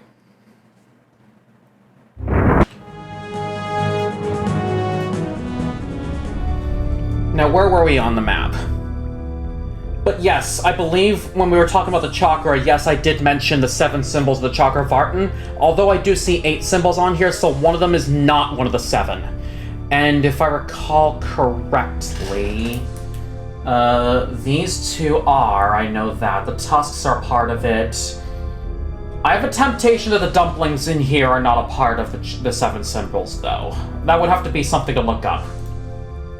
But I need to get to the room with the skelly and the chakra, so it would require this motion. At least, I think. What do you think of my voice progress? Doing wonderful. You are getting there. I'll say that.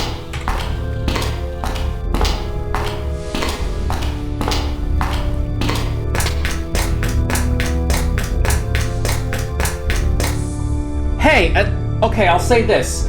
At least we're on the right path. We're on the right path here to getting to where we need to go. Because at the point that Myth joined us, the thing you're referring to as tusks was scimitars? To an extent, yes. This symbol right here. I think when I saw the video, they did describe it as elephant tusks at first. And I think they corrected it later to scimitars, yes.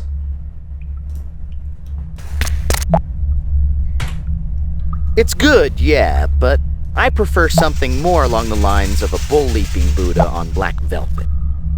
Oh. Welcome to the Wax Museum.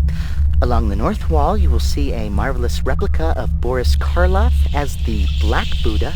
Excuse me? From the tools and instruments, I'd say someone is using this room to create yak butter sculptures. Or the monks have started a lucrative leg waxing business. Let's approach the Buddha and see what this is about. The Shrine of the Hell's Realm. To burn away their sins. So, Myth, I did talk about that the area we're exploring did revolve a lot about the Buddhist religion, and part of it being involving reincarnation. So, yeah, the realms we're talking about here are involved in that. Also, yak butter. But there is a thing we can read here. The writing on the wall loosely translates to, channel your energy to obtain the enlightenment you seek. Channel the energy. I do have one person I need to talk to first before I actually do anything, and that is our religious figure, the Lama. I hope I set these rocks correctly. I really hope I set these rocks correctly. Okay, so I just need to reverse the change I just made.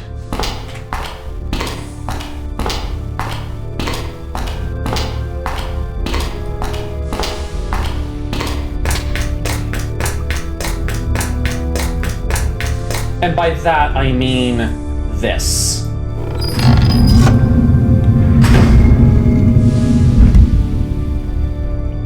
Anyways, back to the monastery. Or rather, the, Human Realm Shrine. Think I'm going the right way? Okay, we're going the right way. Also, yes, turbo mode. Buddha banishes darker emotions to the Helm Realm, which I do not know the name of. I'm sure there was another name for it? Question mark? Although this game did bring it up as Hells, yes.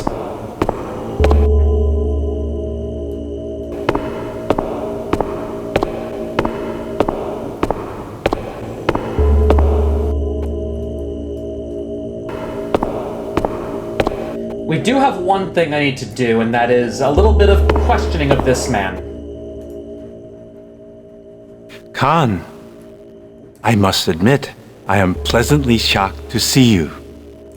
I had thought from your last outburst that you had given up on the test. Thank you for proving me wrong. Test? Tell me more about this test. You seek the Siddha's secret. You have discovered that it is hidden somewhere here. But only the Siddha, or someone as virtuous, can claim the secret. So you must travel the true path to follow the steps of the Siddha. I'll see if I can try to make the connection between Buddha's emotions and the various realms described in here before bringing it up. What is a Siddha?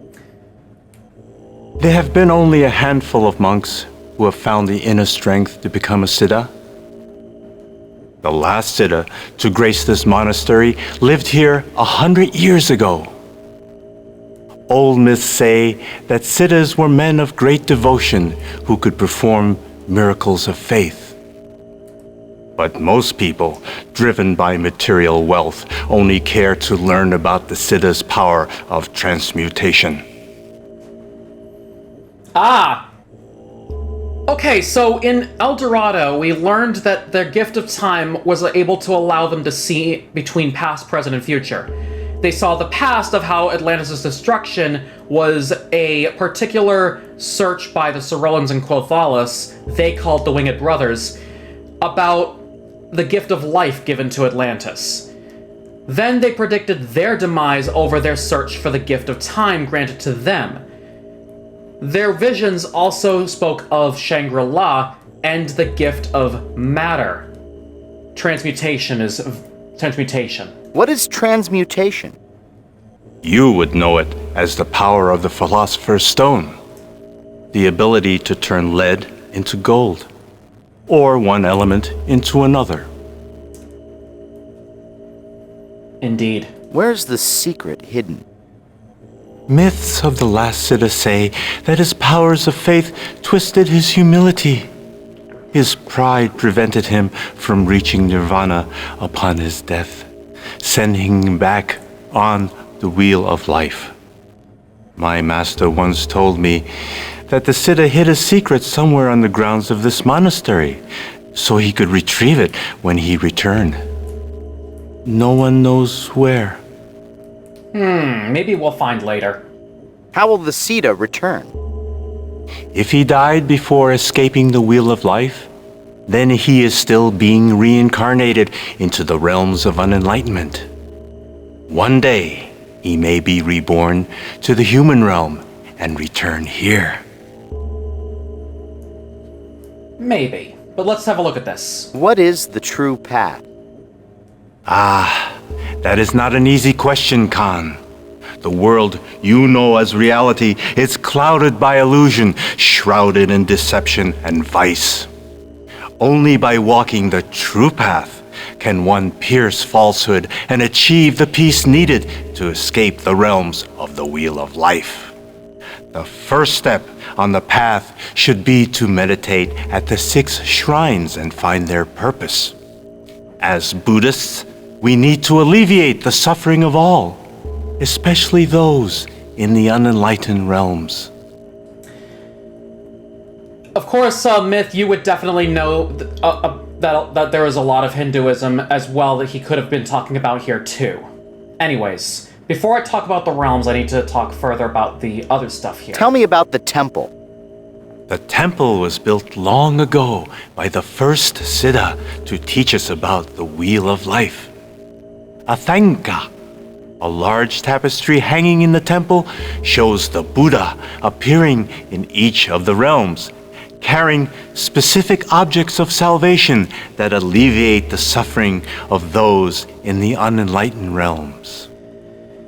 Now, if you were here earlier in the stream, you would have noted that we did walk into this temple. We did see that Thanka on the wall before we went onto the floor, and yes,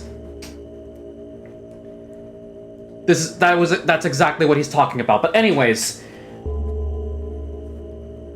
here is a lesson for Myth. Tell me about the realms. Which realm do you wish to know about? Tell me about the gods' realm. The gods are decadent beings. Their vice is selfishness. Blinded by opulence, they ignore the suffering of others until they are consumed by conceit. The symbol of salvation for the gods is music, which disrupts their vain reverie. I see. Tell me about the realms. Which realm do you wish to know about? Yes, he's Blinky, I get it. Don't comment. Tell me about the hells. Hell. Truly a terrible place. This is the domain of the wicked and sinful. Those tortured for the transgressions of the past, suffering in hells of both searing heat and numbing cold. The symbol for salvation is a purifying heat that burns away all sin. Yes, they all have their own name. And I believe they did bring up the names as a symbolism of the different vices that were talked about here. I believe for the gods, selfishness, for the hells, I forgot what it was. we're gonna talk. We're going up to the animal realm, and he's gonna quiz us. I have the answer for it, and it's gonna be in there. Tell me about the realms. Which realm do you wish to know about? And tell me about the animal realm. You wish to learn of the animal realm. First, you must answer this.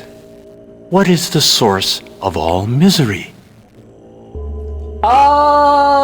This. The answer is ignorance.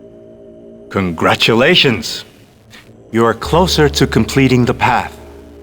The animal realm is a kingdom of ignorance.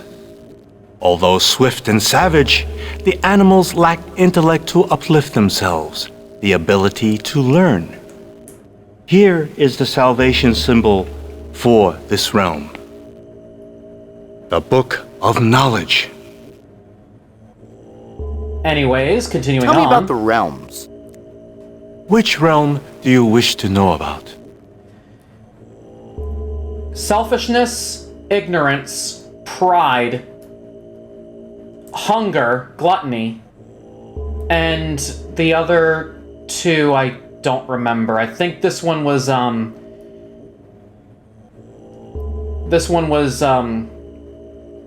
Titan realm of something. I know this one was the heat and cold, but anyways. Tell me about the human realm. Yes, our world. It is a realm of illusion, where most do not even realize that their existence is undesirable. But the human realm holds the most potential to reach nirvana. To do so, one must achieve humility. The symbol for salvation is the alms bowl of the pauper, the humblest of objects to control pride. Two more I need to learn. Tell me about the realms. Which realm do you wish to know about? Tell me about the Asurus realm. The mighty Titans brood in the Asurus realm. They care only for war. The Asurus constantly battle an eternal losing war against the gods to win their glittering realm. The only salvation the Asurus understand is a large red sword that burns with truth. Oh, so fighting faction. Tell me about the realms. Which realm do you wish to know about? Anyways, last one. Tell me about the Praetus realm. Praetus, the hungry ghosts. They are insubstantial, constantly tantalized by things they cannot touch, taste, or consume. It is a torment for a former life of gluttony. The object of salvation is pure sacred fruit. Food that will finally quench their ravenous desires. All right. Goodbye. Walk with peace, brother. All right. Before I continue with the game, I do have my ideas for what to do. However, I do need to bring somebody back. Myth, would you like to come back on the voice call? Real quick. Because I just realized the extra help might be useful.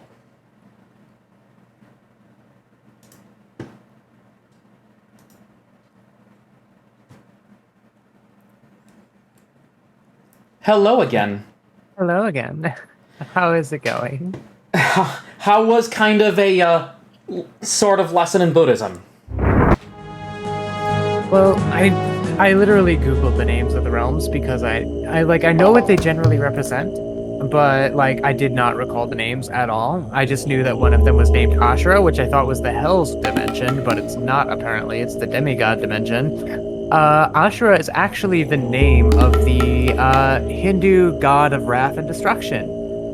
And he is also the chief deity of Hinduism because Ashura and the chief deity of the Ashura and the chief deity who it represents creation and purity are the same person but at different times.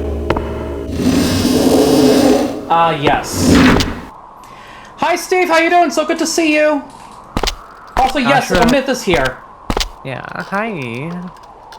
But also, like, I know that Ashura is often used as an alternate name for Buddha, because Buddha's, like, emotional form, his pre-enlightenment form, is seen as Ashura. Yes. Which is, like, where the two have a bit of a combination. Yep. By the way, hi, Steve. Now, before I go on to, getting some things, I do have 2 realms I can actually solve first, and I hear tell of Jalen being a strawberry.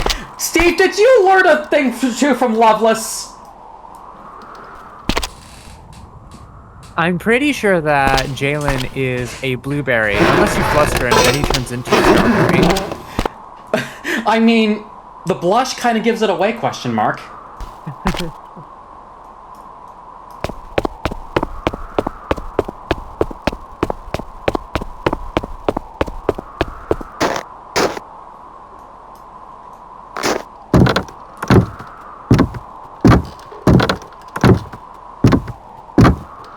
gonna finish typing up this message I had for you. But yeah, first this shrine, because I was just given the salvation item for this.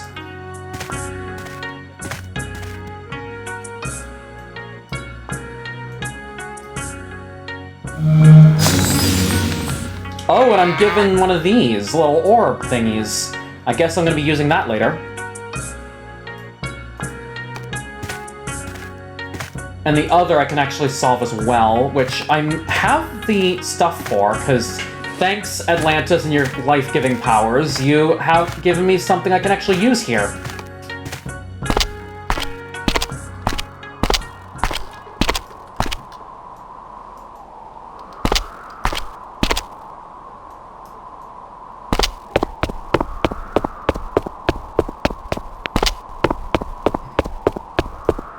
The names of the realms will be Diva, Ajura, Manusa, Praetor Realm of Hungry Ghosts, and Naraka. Okay. A gray I'm main just saying, Naraka is just such a good name for the Hell Dimension. But then this one also talks about, if I'm going down the path, 1, 2, 3, 4, 5. We also talk of the animal realm with the ignorance. I just passed on the book of knowledge there.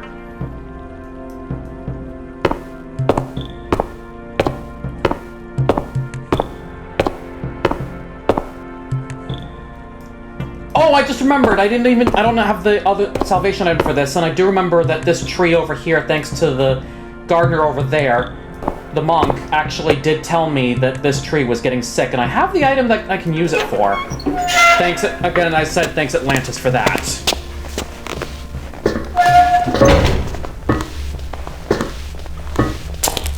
Because I'll spoil a little thing for Myth now, since I don't know if you were there when I spoke of it, but when I was at the, in this game, when I was in the Atlantis Temple, the Central Temple did have a fountain or faucet which poured water. It was kind of like, to them, a healing water. If my instincts are correct, then I feel like this water should do something here.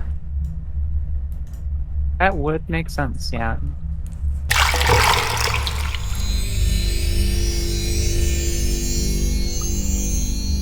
I thought so. And you said you didn't have a green thumb. Nice job, Gage.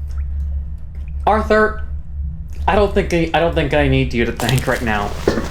I hope you're not getting a lot of background noise from me. I see my picture portrait keeps lighting up.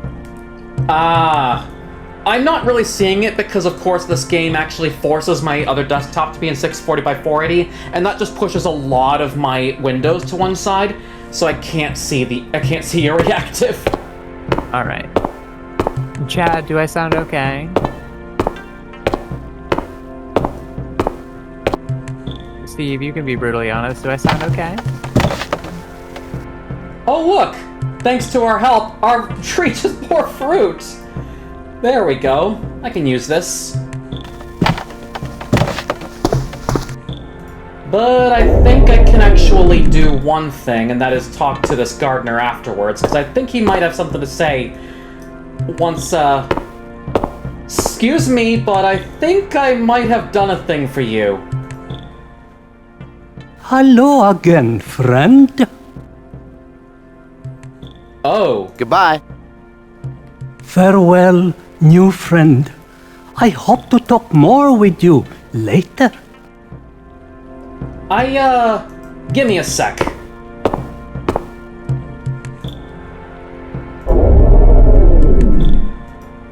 I can't hear him because I have the stream muted since I can also hear you in call.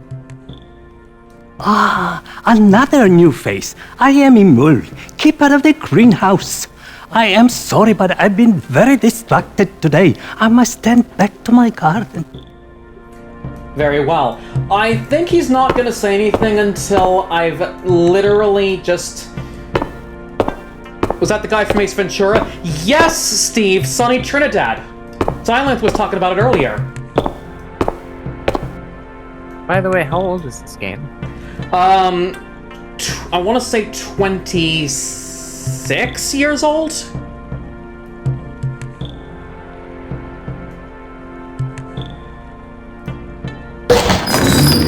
There's your food, Praetus.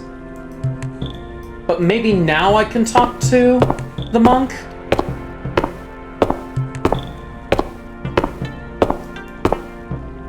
I did get the thing. Maybe if... Aha! Buddha be praised! The tree has been healed and the crops has been saved. Why, even my cold is gone.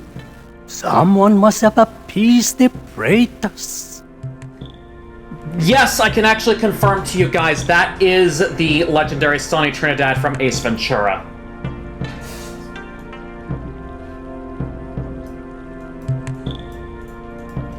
And funny enough, I say Sonny Trinidad because this game actually credits him under his nickname.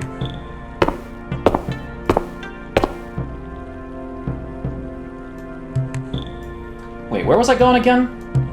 Not this way.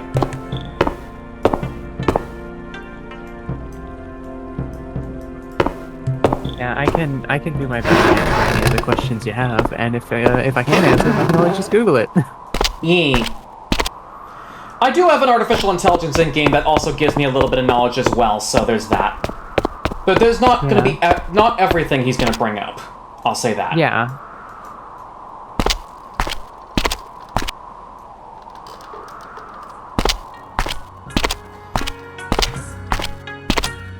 I know some of the connections between Buddhism and Hinduism.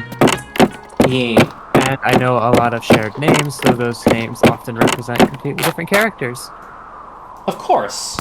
Like I said, Ashura frequently representing Buddha, but that makes sense given Ashura's position in Hindu. Yep. He's the Hindu god of wrath. Yes.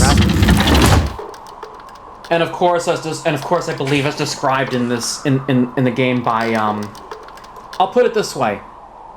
Described in the game by some of the characters in this individual time period as the Realm of Wrath.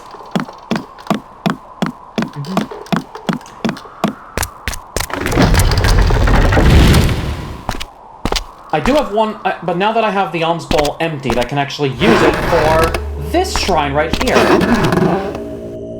I also know that each of the different realms represent one of Buddha's emotions. If I remember correctly, like I said, pride for human, wrath and anger for Ashura, selfishness for the deities and gods, gluttony for the Praetus, and then ignorance for the animals, and I don't know which one for the Naraka realm. Likely rage. Yes.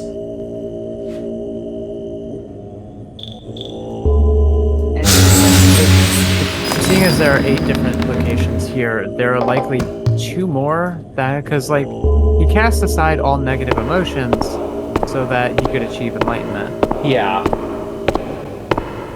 And I think that's what they bring up when they say when they bring up meditations as well, because that's part of it. Yeah. Actually, I don't even need to go out here, because I do have one place I can go, and that is into the undergrounds, because one of the orbs that I need to pick up, I know is going to be down there. And if I remember from the Salvation for Hells, is a flaming heat, and that room, that statue was made out of yak butter. And if I remember correctly, yak butter kind of melts in heat. Most butter does. So yeah, I'm tempted to believe, I'm gonna have to go back to my Team Tunnel map for this, but what I want to do is I want to try a thing with tunnels to say, hey, I know this room is the Hell's Realm Shrine and the yak butter needs to be cold to stay intact. However, what if we used more flame than needed to heat up the room? Obviously, we can't use the flame for the greenhouse because that's directly connected to it. So in some way, I'm going to try to figure out how to incorporate the other two steam vents here into this room by use of the tunnels. But first I need one place to go, and I think if I remember correctly, let me just make sure I have the tunnel set correctly. I do.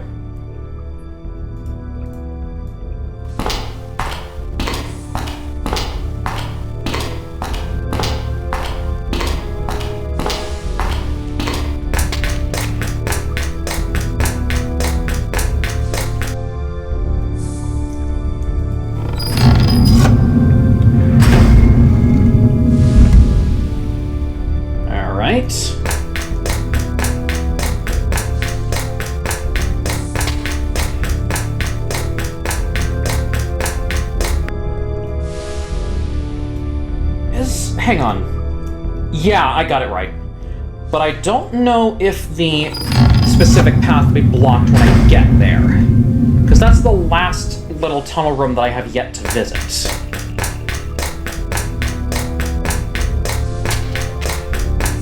Okay, it's blocked.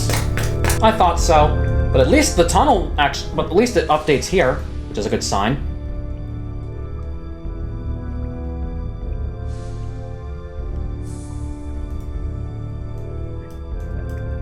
Yeah, I don't know where you are yet now. The one thing I will bring up is, I believe Arthur said this earlier, but the way it works is I can actually refer to the map. The arrow refers to my current location. The little black balls and the little black circles in the on the map actually represent the positions of the rocks. I see. Yeah. So it's basically doing a double remember. I actually trapped myself, which I can easily do just by doing this. Also, yes, ChatGPT is a recent emergence in AI. So, Steve, if you can think about it, Arthur in this game is basically the artificial intelligence before the popular artificial intelligence like ChatGPT or the stuff that you use to draw AI art, which, believe me, it's not the best art. It's not. Also, it was I was just confused because Steve was like, well, he's more accurate than ChatGPT, and that's why I was confused. I'm like, huh? Who are you talking about?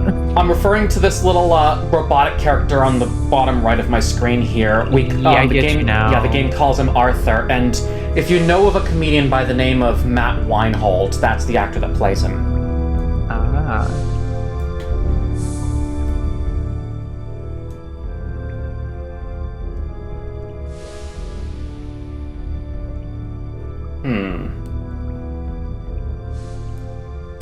Okay, I think I might have an idea of how to do this. Maybe not this way, but... So I guess I gotta go down here and then to this other room. So 2 sets of tunnels going this way.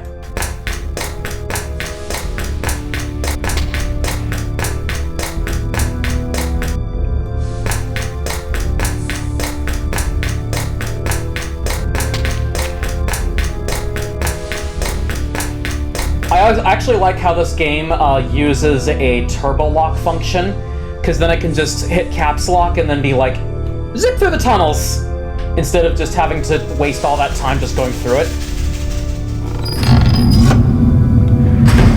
Though there is a show I watch weekly that they'll make a movie, voice actor, then throw the script out because AI is terrible. Really, what's the channel called? I forgot. Alright, I'm really curious. And here's the third of our steam vents. Of course, I'll be using this later. So now we know, or at least have an idea of where this one's gonna go. And I think I have an idea of where it could go, because I thought I saw something that looked like a grate behind the man himself. Alright. I thought I saw something that looked like a grate up here. I may need to look into some food. I kinda hungry. Okay, go get your nums. I will just leave the stream open and mute, but like, it wouldn't be too far. The roommate made food. Sure. If anything, I'd just pair it with some mac and cheese. They made chicken breast. With all this steam, it's no wonder the Khan has such smooth skin. You just steal a dude's sword. Khan! Okay, Arthur, I see you watched a lot of Star Trek. It would seem you stole a dude's sword, and he is none the wiser. You also realize that I just stole the sword of the great Genghis Khan. I did not realize that, no. And I have a Now purpose for doing so, because we're going to need to use it for one of the shrines. Because, okay, here's the thing. I would assume know you were Rock's trying. I know you were talking about Azura earlier. If I remember from exploring, the salvation symbol for that realm is a fiery sword. I have a feeling Genghis Khan's sword might be useful here. Didn't he coat it in oil one time in history? Isn't that like doesn't he actually use a flaming sword in history by coating it in oil? Something like that? Maybe it could be still coated in oil when I picked it up.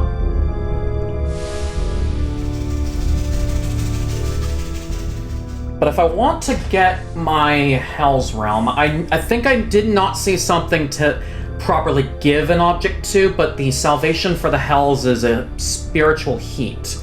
I do have to move the rocks for this, and I think I might have a way of doing it. So I have a question. What are the fiery bits on the map? The steam vents. Oh, okay. I just didn't know if those rooms were just straight up on fire, and if you went in there, you died. No, it's basically just the steam, the fire from underneath that little pits that the rooms represent is basically the fire that fumes the heat.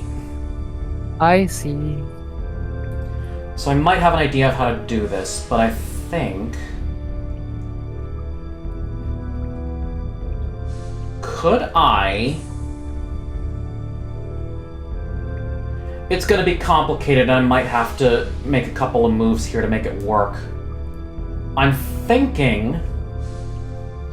One easy way I could do it is I could just... Oh, hold it! I think I know what to do. If I... Alright. I might have an idea of how to do this. But it's going to be complex.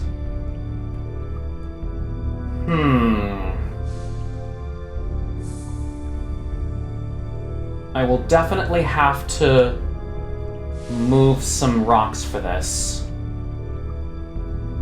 But if I had the flame starting here, going through this tunnel, and then through this vent, through this room, then this room, all the way through here.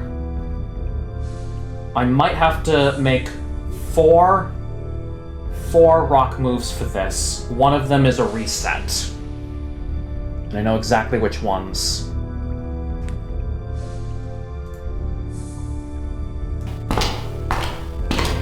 So basically the rocks are blocking heat, is that what's going on? Exactly. Okay.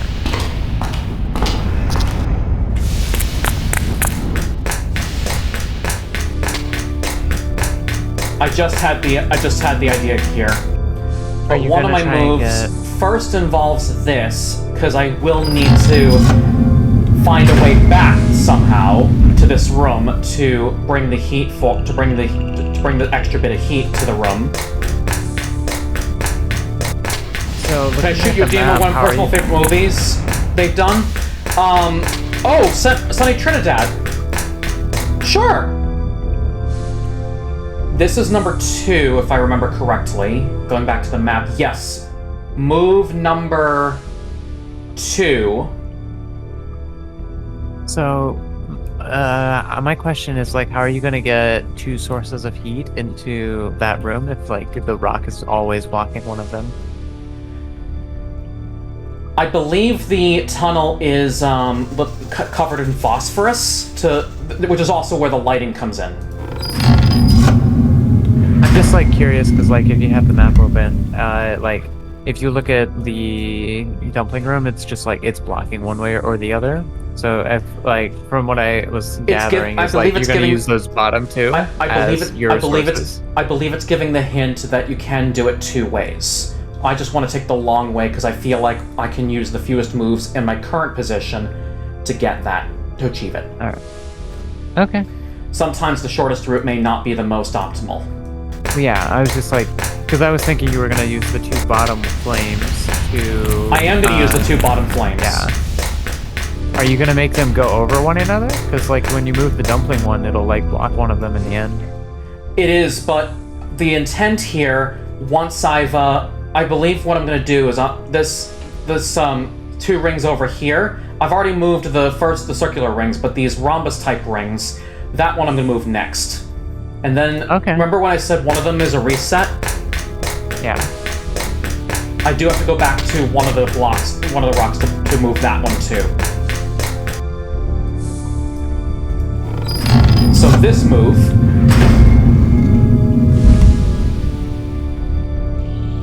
Hold up! Oh, no. So I do feel it. But it still allows us a path back to the other room, because now the shorter route is blocked, it does give me the longer route. Which I can take now.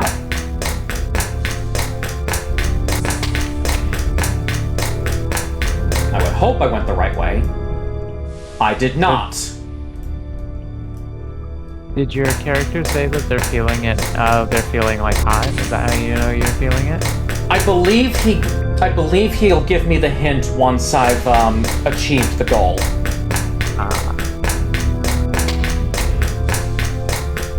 Because I think I said it when I started this game that little light bulb above Arthur's head, Arthur's kind of a backseater. And if all is correct, from this flame to this room, add heat from this flame into the remaining 4 rooms, I believe. Oh, I see. So they can pass over each other. Yes. That's what I was asking. See, I thought you were going to try and get them to go through 2 different tunnels, because at first that's how I thought the heat was supposed to travel, but it's not. I think we might be also in another conundrum here, because I also don't want Khan to have heat in this. Because see how his steam vents open? Which one? The one on the far right.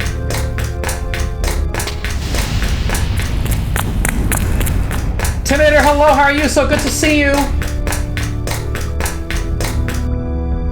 So, sorry Khan, but I think I need to use your heat for a minute.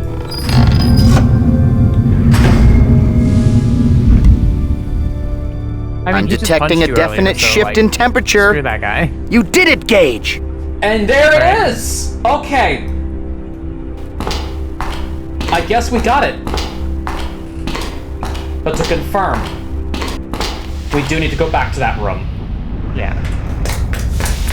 But he punched you in the face, so, like, let him be cold. Yeah, just give him payback and not give him his heat. Basically, if we're thinking about the realms here, we're giving him the cold from the hells. Like, how dare you hit me in the face? I know I stole your sword, but that's besides the point. Yes!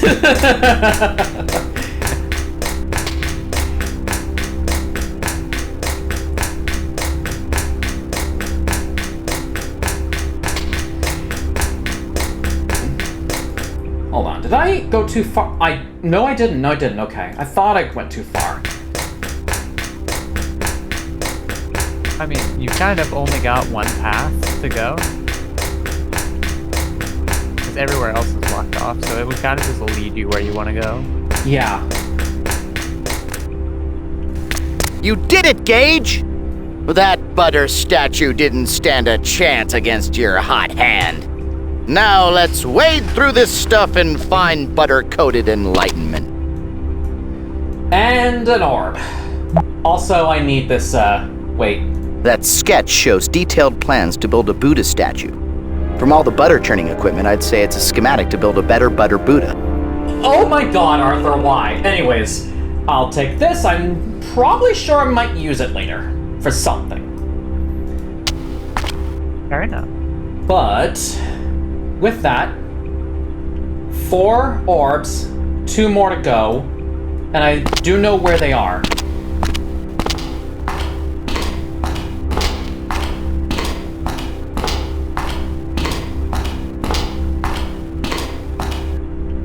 I'll have to refer to the map again, because, of course, getting lost is super easy down here. I mean, it does all kind of look the same. Yeah. I bet you there are people who have played this game without ever using the map. I wouldn't be surprised.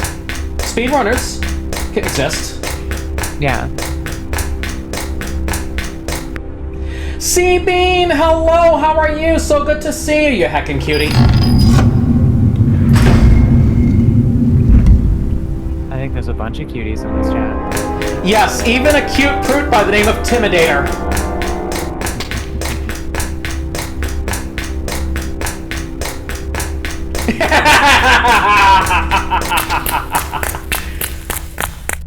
Don't know, sweetie, you're looking pretty cute from here. I know I do like to bully some of my friendos, especially my fellow mods of 13th Seahawk. And the Seabean himself, too.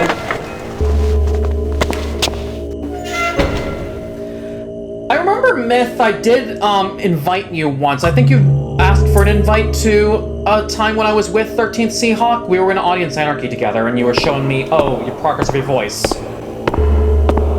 You did, that was in VR. I remember that. Yeah. So yeah. Seabean, welcome back, Myth Dragon, from that one Audience Anarchy session we had together. I say that one because we had so many more since.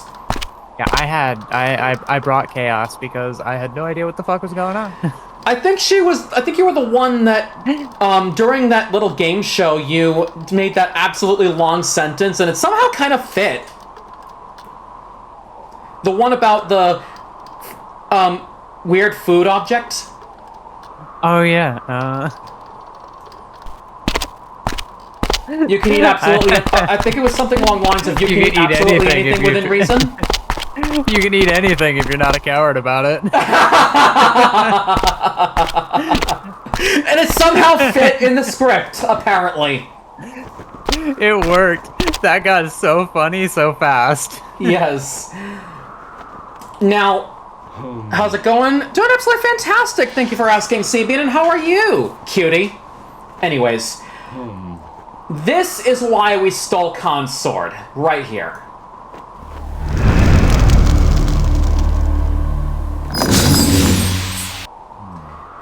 And I can definitely tell that it was covered in oil.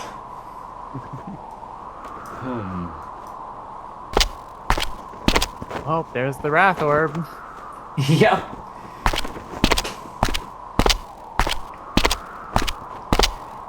Unfortunately, Myth is seeing this on a stream delay. I am. This is true. Before I enter this temple, I believe Arthur already described it, but above the next door, you will see a representation between life and death in Hinduism. I'll try to get a zoom in of it, too. And, of course, I'll also give you time to have a look. Yeah, I saw that. It looks like, what's her Yama? name? Yeah, I'm trying to remember the Hindu goddess's name. She's the god of death. Yama, I think Yeah. it was. Arthur described it as Yama. And if I remember correctly, the last orb here has to refer to the holy mantra, which I saw the symbols. Arthur, I Isn't need it help Kali? here. What's Isn't up? Kali the goddess of death and destruction? And she does wear the skulls and is depicted as a very ugly monster who carries skulls. Like, who wears a skull crown and belt. Don't think she's brought up in this game at all, but this one at least is. That might be another name for her. Okay.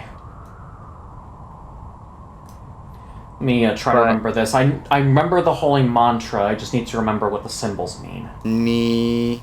That's 3. Ma. That's 2. 6. Pod. 4.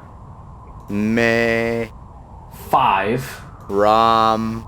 Red herring. 4 looks like a 4. The first one, and that last one's a red herring. I don't need to touch it. So I guess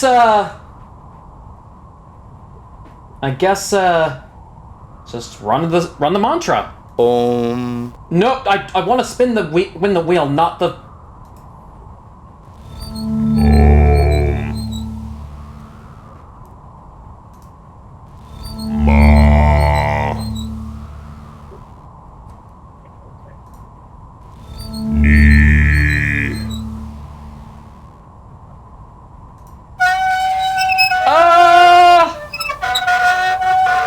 Okay, that's not a good sound. That is absolutely not a good sound. It appears this ferrous cylindrical instrument has suffered from prolonged exposure to structure-stressful oxidizing agents. Gauge, it's rusty. Get the oil can. Oil can. If I still had my fiery sword covered in oil, I would have done something, but I guess the only other thing I could possibly do is probably, olive oil? Maybe olive oil will help? That makes sense. Okay, it worked. Now we continue. A logic and a logic, am I right? Yes.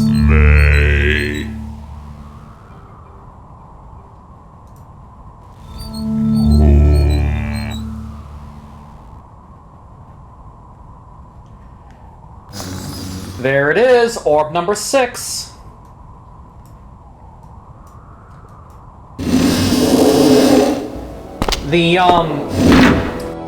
Okay, you called the God's Realm by a different name, didn't you? I did. Probably. Let me see. It was in a chat message. Yeah, it's Deva. Ah.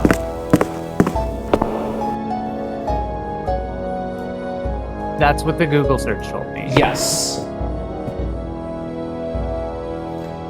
Alright. And I know exactly where these orbs go. I have a feeling. I'm gonna have to really confirm it, though, because I had the suspicion that these orbs were used in here. And this is why I picked up the God's one last, because this is the closest one to the temple. But anyways, Buddha here with the lute is holding out his hand as if he's asking for something. Maybe this orb, question mark? Let's see. Oh, it is, okay.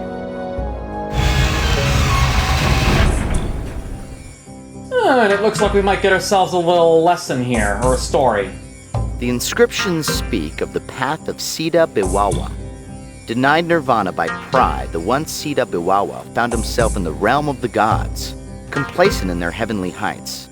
Only with the Buddha's song-filled voice did he escape into the next realm, the battlefields of the Ashurus Titans.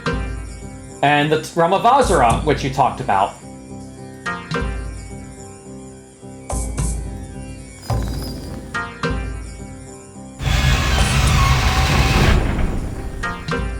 The Titans know nothing more than to fight the gods for their glittering realm and fight amongst themselves.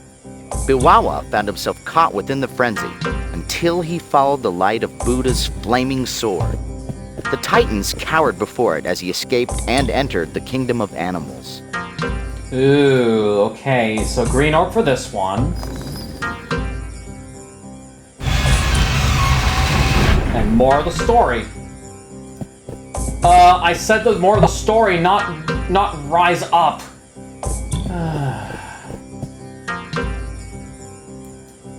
In his new form, he hunted with animal cunning, forgetting all of Buddha's teachings.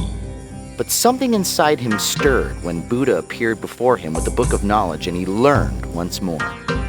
He escaped, but found himself within the bowels of hell. Biwawa is an interesting name for a Sita. It roughly means bad man. I suppose the name foreshadowed his ultimate indiscretion with pride. Here's another tale I heard of Biwawa. Well, he's bad. Oh my god. Biwawa, baddest man in Shangri-La. Wiser than an Obi-Wan. Meaner than a Genghis Khan. I swear, sometimes this guy can get annoying.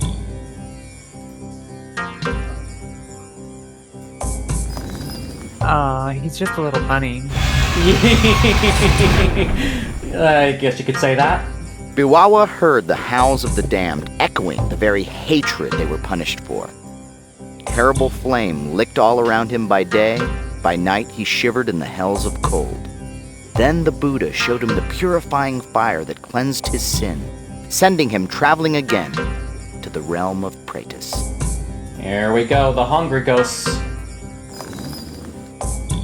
Take your yellow orb and I shall proceed.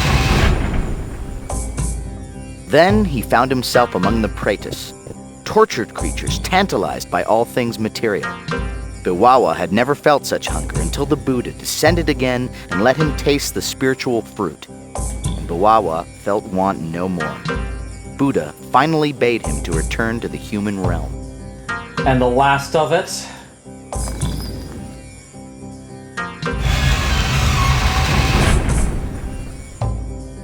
Humbly, Biwawa would have to begin the path anew to regain his former peace. He would need to overcome the vice of pride, the pride that made him think that he was better than others. So his atonement would only end by helping another. Then, the Sita could be again. Ah, so in a past life, the inability to help others. Kenmore, thank you so much for the raid. How was Minecraft, you heckin' howler?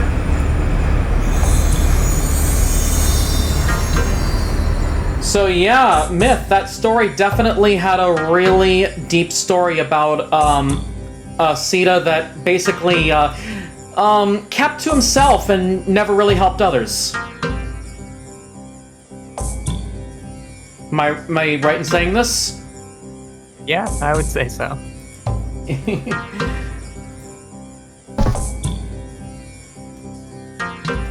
Alright. Just one more piece of this legacy. Oh, there's a couple of... There are inscriptions that surround the images of this mural. I'll translate as closely as I can. The infinite Buddha came to our monastery long ago with the knowledge of 3 secrets: life, time, and matter. He spoke of the true path, a way to live by his virtues so that we could also share in his perfection. And he taught the Siddhas of matter, that everything in the universe was composed of one energy that could be perceived, understood, and controlled. Can Mod in chat please give an exclamation SO for Kenworth the Wolf, please? Kenworth's a good bean, and I heard he likes to howl in secret. If you guys like what you see and want to see more, please consider hitting that follow button. It means a lot as you get notified of when I go live next. I don't just play Journeyman Project 3 Legacy of Time. List of games that I do play can be found down below where it says games, and yes, that list is long. Also, those that don't know me, hello there, I'm Jalen Barks, a variety gamer here on Twitch. They focus on platforming, racing, and puzzle games like this called the Journeyman Project 3 Legacy of Time. I'm just finishing up the last of the time zone puzzles to, how I put it, retrieve the last piece of the Sosequi legacy that I need to save Earth from an impending battle between two alien races. Anyways, stretchies. It's speed talking. I forgot how fast you can do that. Yeah. When I remember something, it really does get me talking fast. From these writings, it's apparent that the Sosequi entrusted the power of transmutation with the monks of this monastery. Perhaps the Sosequi felt that these monks had the focus and the maturity to handle such power. The other two symbols represent time and life. The Sosequi must have trusted the people of Atlantis and El Dorado with those powers for a purpose. I gotta say that what Arthur said is non-respective. Life was given to Atlantis and time was given to El Dorado. Those of you that have been here, those of you that have been in my past stream of this game would know this.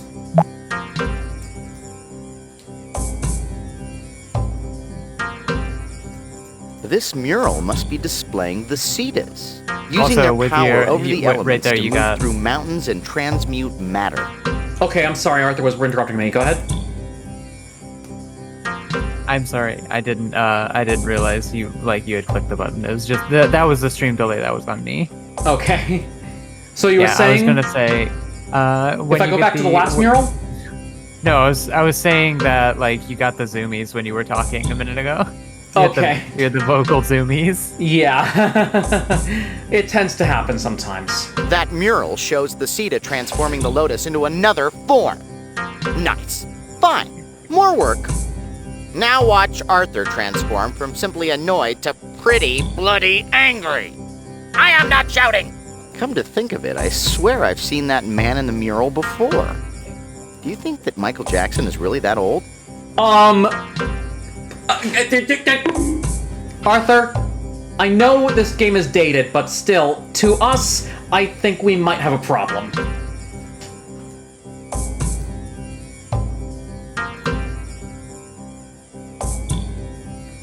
Oh! Wait a minute! I recognize that... Okay, so the third eye, aiming at the I think I know who to go to. I knew that pilgrim was a bit suspicious. I did have a theory on this myth after exploring this little area, but I think I have a gut feeling Billie Jean is not... Oh, jeez. I wanna say absolutely for certain that pilgrim across the ravine could be the Ceta finally returning to regain his humility.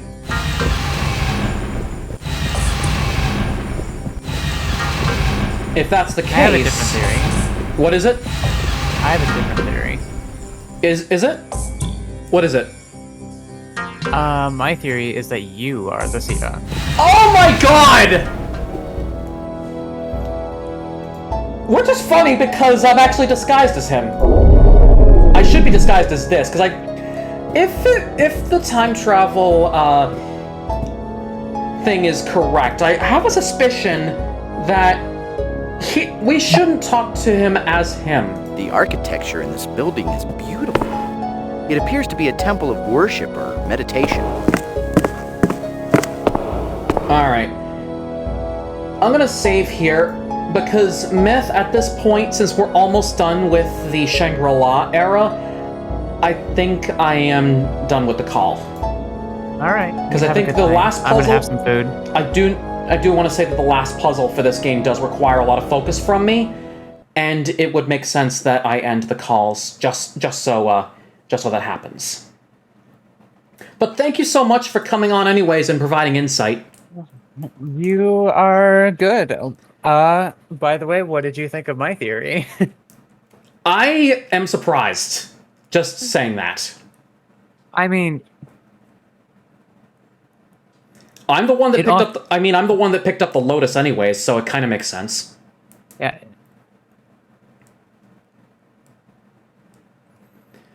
But how would I be able to transform the thing? When it comes to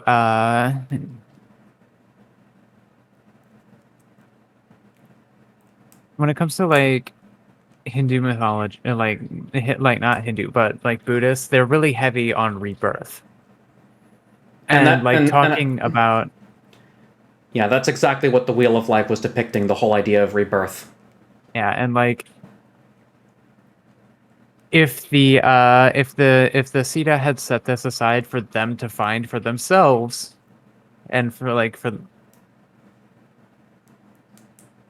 it would make sense that you would be the Sita. Oh. Reincarnated, and you have helped a lot of people along the way, right? Right. And to an extent, going back to the present time, I would also be helping basically the world, and trying to ease the tensions of looming battle, because there is a deeper backstory to this whole game. Yeah. Anyways, good seeing you, Myth. In a way, Myth. you're transmuting your appearance. anyways, good seeing you, Myth. You too. Alright, I will need to go back to Fugitech for this, because, yeah, as I expected, my reactive is going to show up there. Also for YouTube, yes, I'm well aware that I'm showing my desktop way too much, but that was because this game does not like to Alt-Tab.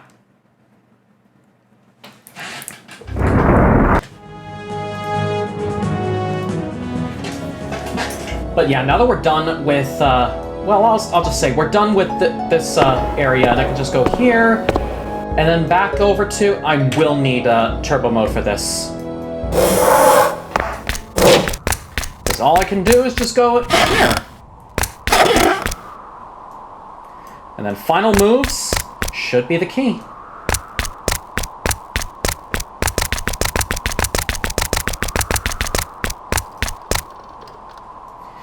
Can someone give me an uptime, please? With the way my windows have been moved, I can't even see my timer.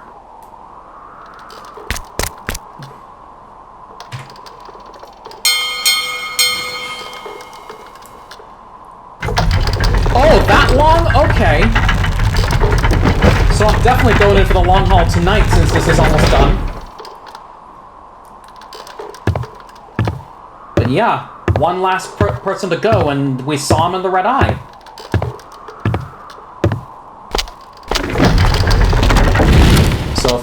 So my suspicion is saying that, well, first off, I can make sense of me being the Sita being to an extent because of the fact that I took the true path in place of people here. Similar to how in El Dorado, when they predicted that the young boy would be the one to save the totem, I was disguised as the young boy.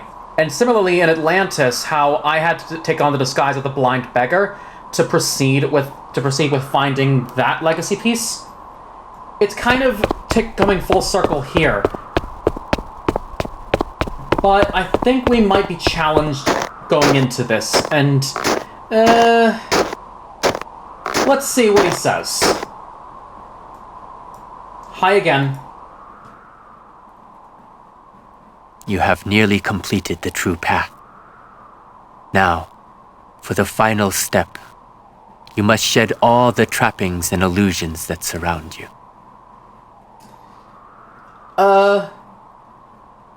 Hey, Coop! Thank you so much for the raid! Hand over your shiny things. I mean, I do have a shiny thing, but I am about to give it to this little man over here.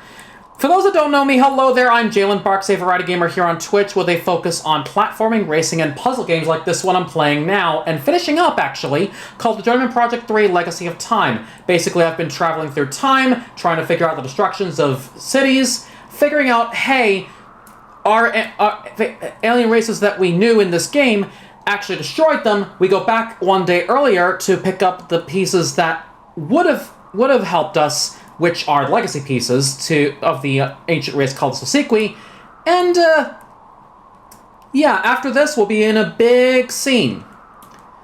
You have been in the one on the true path this whole time, not him. Yet another reason I think you're the reincarnated Sita. Siddha. Based on the alternate name for Buddha, Siddhartha.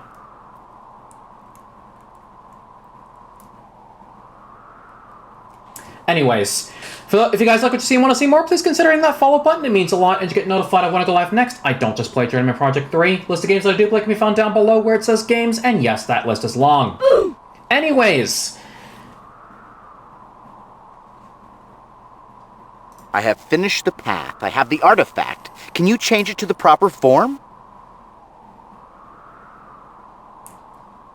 I cannot transform this into its final form until you finish the path. To finish the path, you must be true to yourself. To be true to yourself, you must be true to others. Shrouding oneself in illusions deludes others and leads you off the path. Hang on a second. I have a feeling I know what he's talking about. You know... He wants you to shed all the trappings that surround you. Whoa, Gage! Keep your shirt on. We'll figure this out before it comes to that. This whole game has been me utilizing a chameleon jumpsuit, right? And this time period is all about transmutation and the power of matter. I'm starting to think the connection here, but if I'm making this connection correctly, I have a feeling this guy knows who we really are, and he thinks I might have the same power. Let me say something real quick. Shall I show him? Shall I show him that we are who we are? That we do have the same power on us? Basically, transforming ourselves. Should we show him? I have a feeling. Yes? 1, 2, 3. Hi there. Now can you do this? I've dropped my guys and have completed the path. Can you transform this for me? You have completed the path, traveler. You are indeed worthy.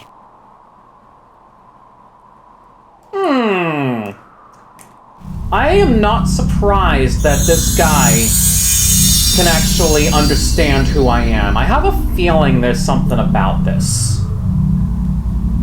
You've been transmuting yourself this whole time. I was going to say...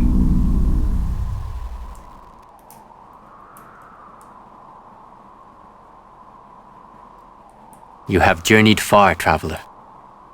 And you have completed the path by honoring the ancient virtues. And you have saved my soul by allowing me to help another. I am on a new path now. I am eternally grateful. I wish you peace, traveler, and success. Thank you, and I shall proceed. I have it! I found the third artifact. You're just in time, Gage. The Quothalas, they just entered Earth's orbit. It won't be long before they locate the TSA. Receiving a high-priority communication from the Cerolan cruiser Aquila. We have felt a great disturbance from the TSA. You have the legacy. If we have sensed it, believe that the Quothalas know as well. We are sending Cerolan sentinels to assist you.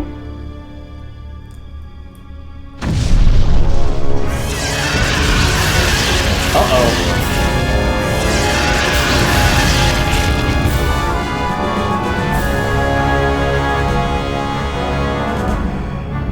The Quothalas have breached the outer shielding. All security teams prepared to intercept.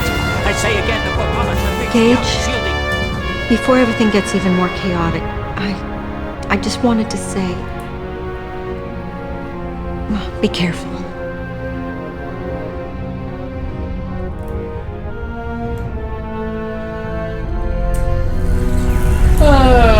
see what we're dealing with here.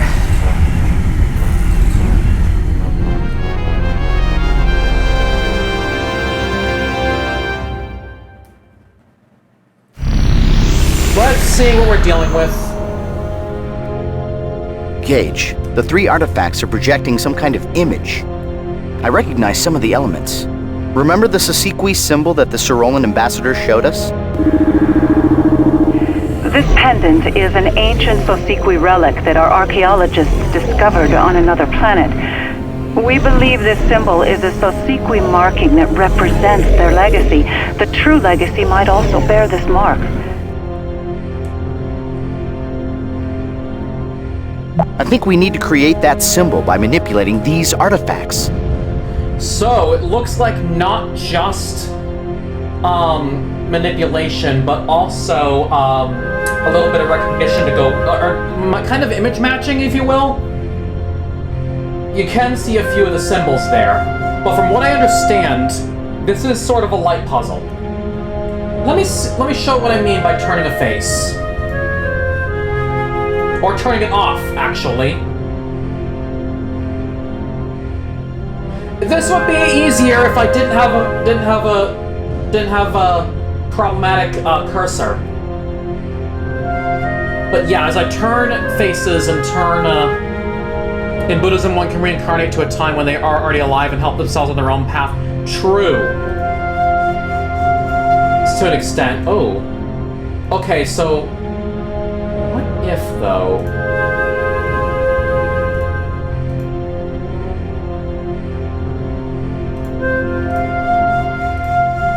Okay, so at least I'm gonna try to do something, because I think I remember from a video that 2 of the pieces had more elements and 1 piece had fewer.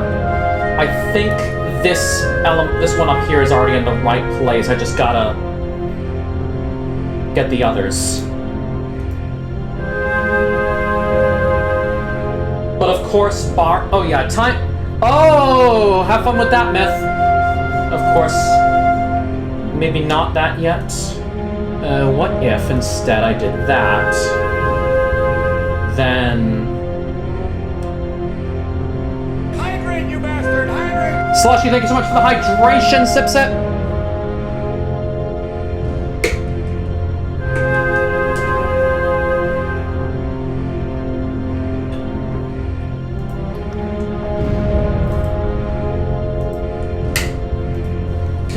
Emotional damage! Slushy, thank you for the posture check. When you touch the front face of one of the artifacts, it stops projecting its image into the center. That could be extremely helpful. By turning off a piece, you can see how it affects the central image. If I'm not mistaken, each artifact is projecting its forward face to create that central image. That Sosiqui symbol must have a special meaning. If I were taking a Rorschach inkblot test, I would say it looks like a butterfly. Interpreted another way, it could possibly represent the struggle for the legacy. Notice the claw-like hands grasping for the 3 pyramid objects? Oh. Those could represent 3 races, all grasping for the powers of the legacy. Humans, Cerolans, Clothalis, that makes sense. Now I understand how the image is being generated. The central image is a composite of all 3 artifact faces. It looks like the overlapping regions between any 2 pieces cancel each other out. Looks like each of the faces are unique, and with 3 pyramid-shaped objects, each with 4 faces, carry the 1, there are exactly 1,728 possible combinations. I assume there's at least one combination in there that will solve whatever test this is. Or this thing is unsolvable and we go absolutely drooling mad trying. Let's keep turning these pieces to see if there is some relationship that could help us. I want to say... Okay, if I want to say... Let's try rotations. I think we're onto something with that. But then if I did... This one? I thought I had the... Okay, so this is that, right?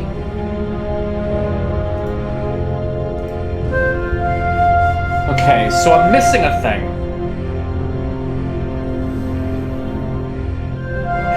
led to believe... Hang on a second. I think... Didn't one of them have the fewest elements?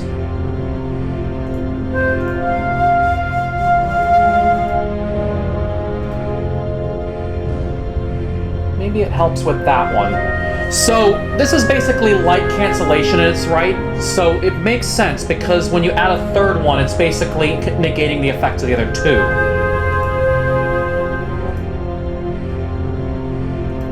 Or maybe I have this one open, because if I think carefully about this one, trying to rotate it changes nothing.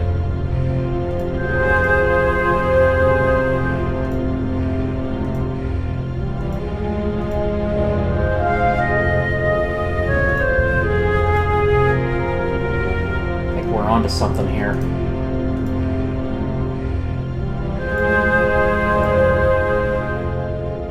Or maybe I just have some wrong pieces. I don't know.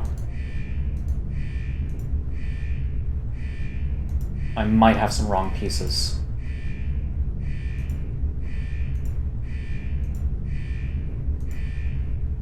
Weird. Maybe if... my brain is lost here, but barring, obviously symmetry was not counted when Arthur said something, so there's that. Wonder if that's correct. Slushy, bork, bork, bork. Oh, I almost got it. At least I have the 6 claws. Only one thing that stands in my way is whether I could... Maybe... Can I possibly... try this? No, because I have 2 triangle pieces. I need 3. One to cancel the other if I need to. So, is there another face that I could use for this? Or... Bark, bark, bark. Amethyst, thank you so much for the follow. Welcome to the Blueberry Barker Squad. How you doing? Okay, so if not that... I know one of the faces here has it, but I might have covered it up. Maybe on this one? Or on this one?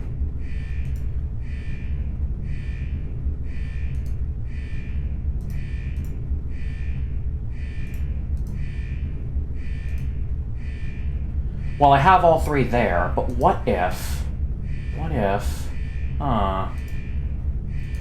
if I had this on, but then I turned the piece here so that...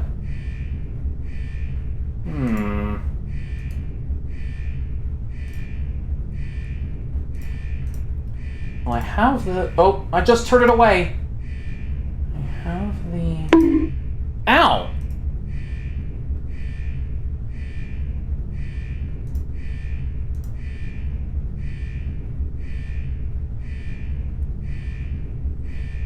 Maybe... It's not helping that I have a... Yeah, it's not helping that I don't have a...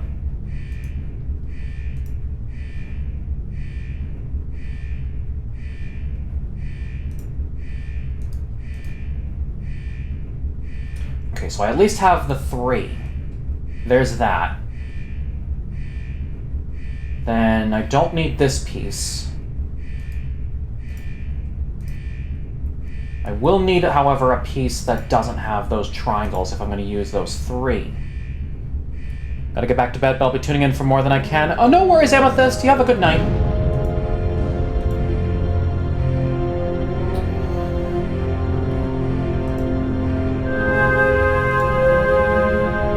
I hate to do this, but I am going to have to use Arthur's hints here, because I can't do this. Hang on, Gage. The face on the lower left artifact looks like it has a lot of elements. That looks like a correct piece. Let's keep that side facing us and concentrate on turning the other 2 artifacts. Okay, so the bottom left is correct. Okay, Gage, it looks like you're having trouble with this puzzle. I think I have an idea for a solution. If you want more explicit help, touch my light bulb and we'll solve this together. All right, Arthur. I think it makes sense you need to help me with this. Gage, stop turning! The face on the lower left artifact is a correct piece. Now concentrate on turning the upper artifact. This alien technology is difficult, Gage, but let's not give up. I think we're pretty close. I'm sure our correct piece is part of the solution for this test. Our goal here is to create the Sosequi symbol, but the proper combination may not necessarily be direct. It may require you to take advantage of that region overlapping rule. We need to look at the pieces from a different angle. When two pieces overlap, they cancel out, but when there is a third element in that same region, it appears in the center image. I believe the answer lies in that concept. Keep our correct piece facing us while manipulating the other sides. You want to look for pieces that overlap, but have the net result of projecting the proper symbol. Oh, I think I have an idea, because I remember in one of the faces there were all three together.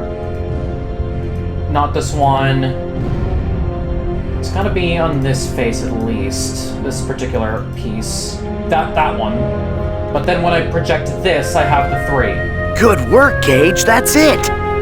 We now have two correct pieces. All that's left to do is to turn the lower right artifact. Alright, so lower right, so two correct pieces in top and bottom left, but the lower right is not actually correct. I gotta, let's see, turn here, doesn't give me anything. Is the last of the faces... Okay, so this might be it. If I then turn this... Oh, I can see it! I think I can see it. I'm gonna have to be careful with it, though.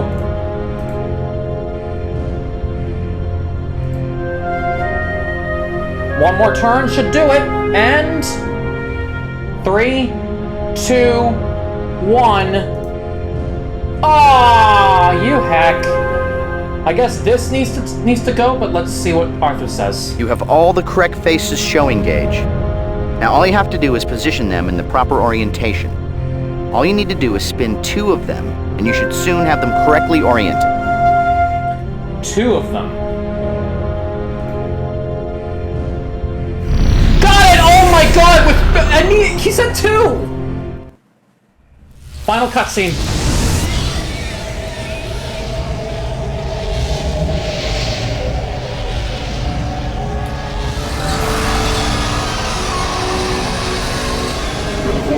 Will finally claim our legacy.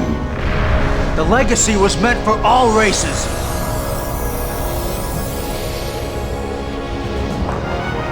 Agent Blackwood! Quickly, give us the legacy! The Colossus will destroy us all if they claim it! Zerolian killers have no right to our legacy. Can't you see the cycle is happening again? Your two races are battling each other over something that's supposed to bring peace. I won't let you turn this place into another battleground.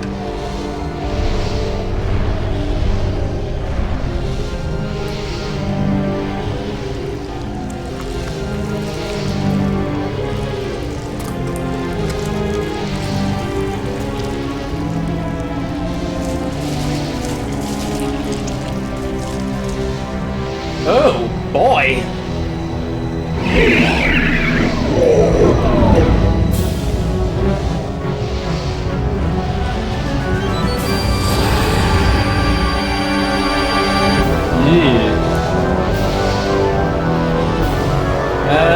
There we go.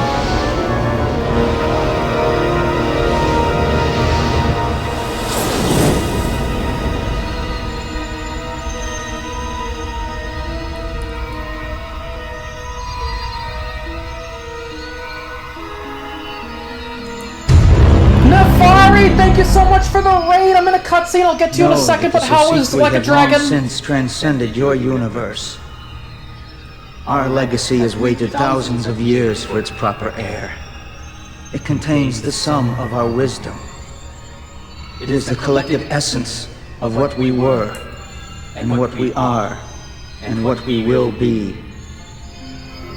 This knowledge must be tempered with maturity.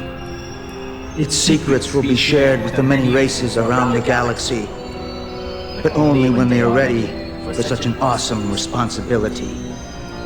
Until that time, the legacy will be safeguarded by beings who have already demonstrated their worth. Wielding the disciplines of time, matter, and life.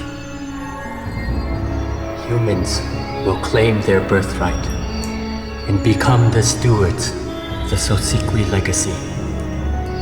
They will share its knowledge with the galaxy when the other races have proven their worthiness. We understand the elders, and we will obey. Can we get an exclamation SO for Wild Nefari, please? Nefari is such an amazing being, possibly even stinky at best. If you guys don't, I'll get to you in a second after the remaining cutscene.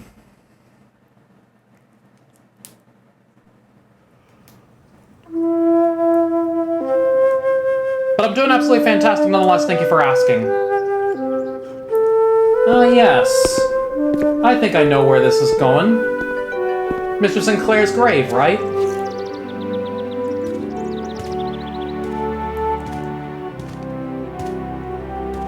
Thought so. A great fate lurks in the future of humankind. Elliot told me that often. You must be Gage Blackwood. I am. Your service was very touching, Reverend. You wanted to see me? Yes. Throughout his long life, Elliot always believed that it was his duty to guide humanity toward a destiny. But 10 years ago, when the Sorolans came to invite us into the symbiotree, he misjudged and insisted that they had come to conquer. Blinded by his zeal to protect Earth, he acted rashly. I was imprisoned on Vega Thalon, yes, I know. I put him there. Gage, when you came to see Elliot, prison had already eroded his faith in humanity and his will to live. But he asked me to tell you that you were not responsible for his death. A great time is coming in our history, he said, and he believed that you would help to usher it in. That thought comforted Elliot in his last moments. I want to thank you for coming, Gage. Thank you, Reverend. For those who don't know me, hello there, I'm Jalen Barks, a variety gamer here on Twitch with a focus on platforming, racing, and puzzle games like this one I just finished called the Journeyman Project 3 Legacy of Time, and oh my god, the sundial from Atlantis! Remembering that we met Elliot as Saros back in Atlantis. You know, his death really wasn't your fault. Gage, I wanted to thank you. I didn't expect to see you at my hearing, but because of your testimony, they commuted my sentence. You redeemed yourself. I only spoke the truth. Yeah, but you put your reputation on the line after everything I did to you. It's all in the past, Michelle. If you guys like what you see and want to see We more, both please know consider we hitting that can't follow change button. the It means a lot and to get notified of when I go live next. I don't just play JP3, a list of games I do play. Me down below where it says games, and yes, that list is long. Thanks again for the Have rating, you Nefari. decided whether you're going to accept the Symbiotrie's offer? No, I haven't. I told them I needed more time. Retirement's not your style, Gage. Besides, I think your ego would swell up too much if I had to call you Mr. Ambassador to the Quoth the Lost, sir. Arthur? Remember, Commissioner Jack wanted you at the ceremony early. Why did I agree to that? Why? Because you saved the world again! All by yourself, with absolutely no help from your friends. All right, point taken. I won't forget to mention you. Oh, thank you, kind sir. And when will this magnanimous mention occur? After dessert or during the cab ride home? I couldn't have done anything without you. Even though Genghis Khan would make a big splash at our reception, I need to assume a more formal chameleon guise. Something macho. Gage, do we have time to jump back and meet Dick Clark? Who? Never mind. He'll probably be at the party. Of course! Of course, Arthur, you... Merc. Anyways, hopefully you recognize some of these actors' names, because, yeah, we recognized one name earlier on, and he'll show up soon. But yeah, this was fantastic once again. This is my second time playing this game, and possibly my last, as I don't want to go back to this after. I just wanted to stream of it for my second time around.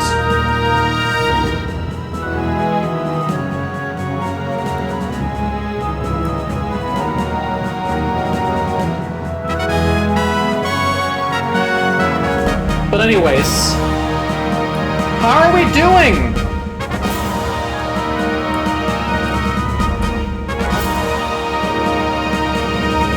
Guess what? What is it, Myth?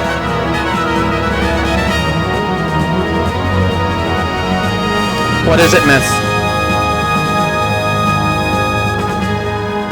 You have a spot for your... Oh, let's go! I actually put up my FWA stickers on the back of my monitors here. I am looking to replace them, though, which means, unfortunately, having to reset my sticker collection.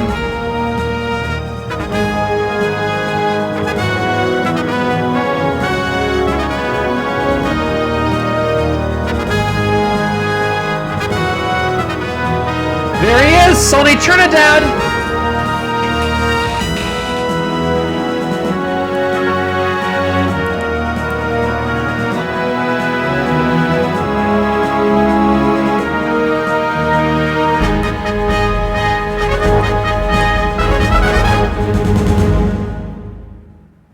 Gage, your theme music is lovely, but Arthur, I'm just gonna talk over you because I think what you're about to do is not fun. Anyways, but I'm just gonna say this: this game was super fun, and I absolutely loved every moment of it. I would have loved to go back and try the other two games. However, they called him Arthur. However, he was an artificial I have yet to see intelligence if that they'll was ever remake this because I believe the studio's been closed down since. They called him Arthur. As far as stickers go, I have not made any yet. I do want to go and do it, but there will be a time. Artificial as soap.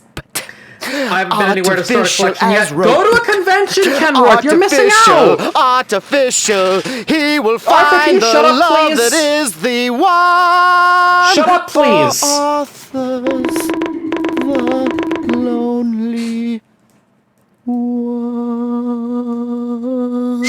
Thank you for that. Arthur.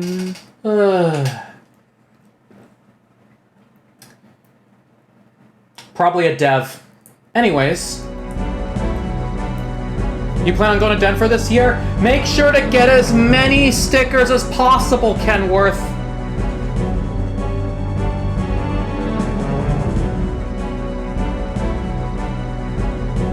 Nice to look at these credits here if I ever wanted to do it, but I guess with that, guys...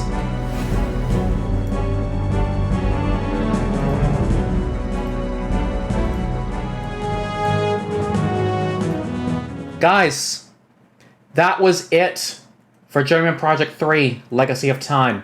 Absolutely loved this game. And cannot wait for more.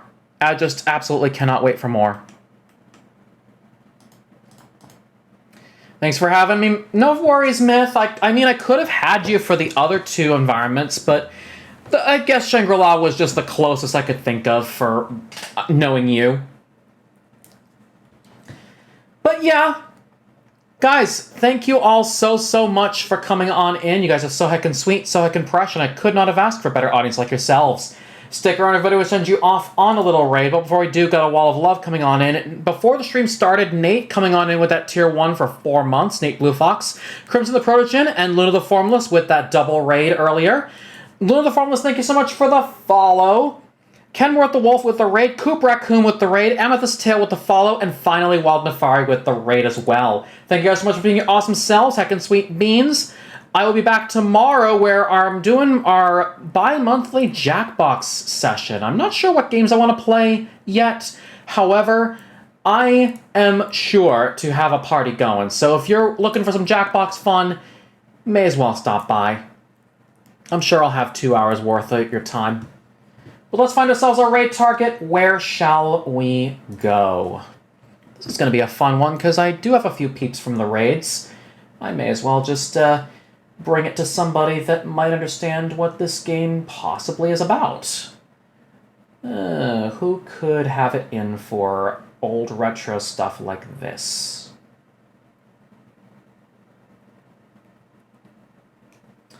Probably no one I'm watching right now. I guess the only other person I could go to... Yeah. I think I'm gonna go... You know what? It's his birthday. Let's go bug a newt. Let's go bug the lovely newt himself. Right after I'm done with this ad on his channel. Oh boy.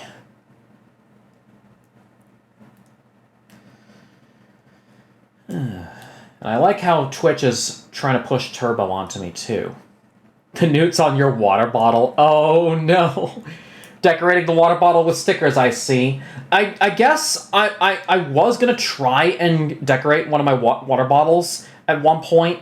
However, I got convinced against that by my parents because it can raise some problems with washing those bottles. Especially because much of the stickers that I get are usually made out of paper or something like that. I wouldn't be too surprised if there was a material that actually was water resistant. Anyway, guys, let's go ahead and give our wonderful love to the wonderfully awesome Seb Espresso, currently playing Stardew Valley as part of his birthday stream. There's the raid message we're going out with. Feel free to copy-paste my message. But if you don't have my love emotes, feel free to use your own. And if you still want my love emotes nonetheless, go ahead and unlock what channel points down below. The redeem is called Choose Emote to unlock. Once it's unlocked, it is yours for 24 hours.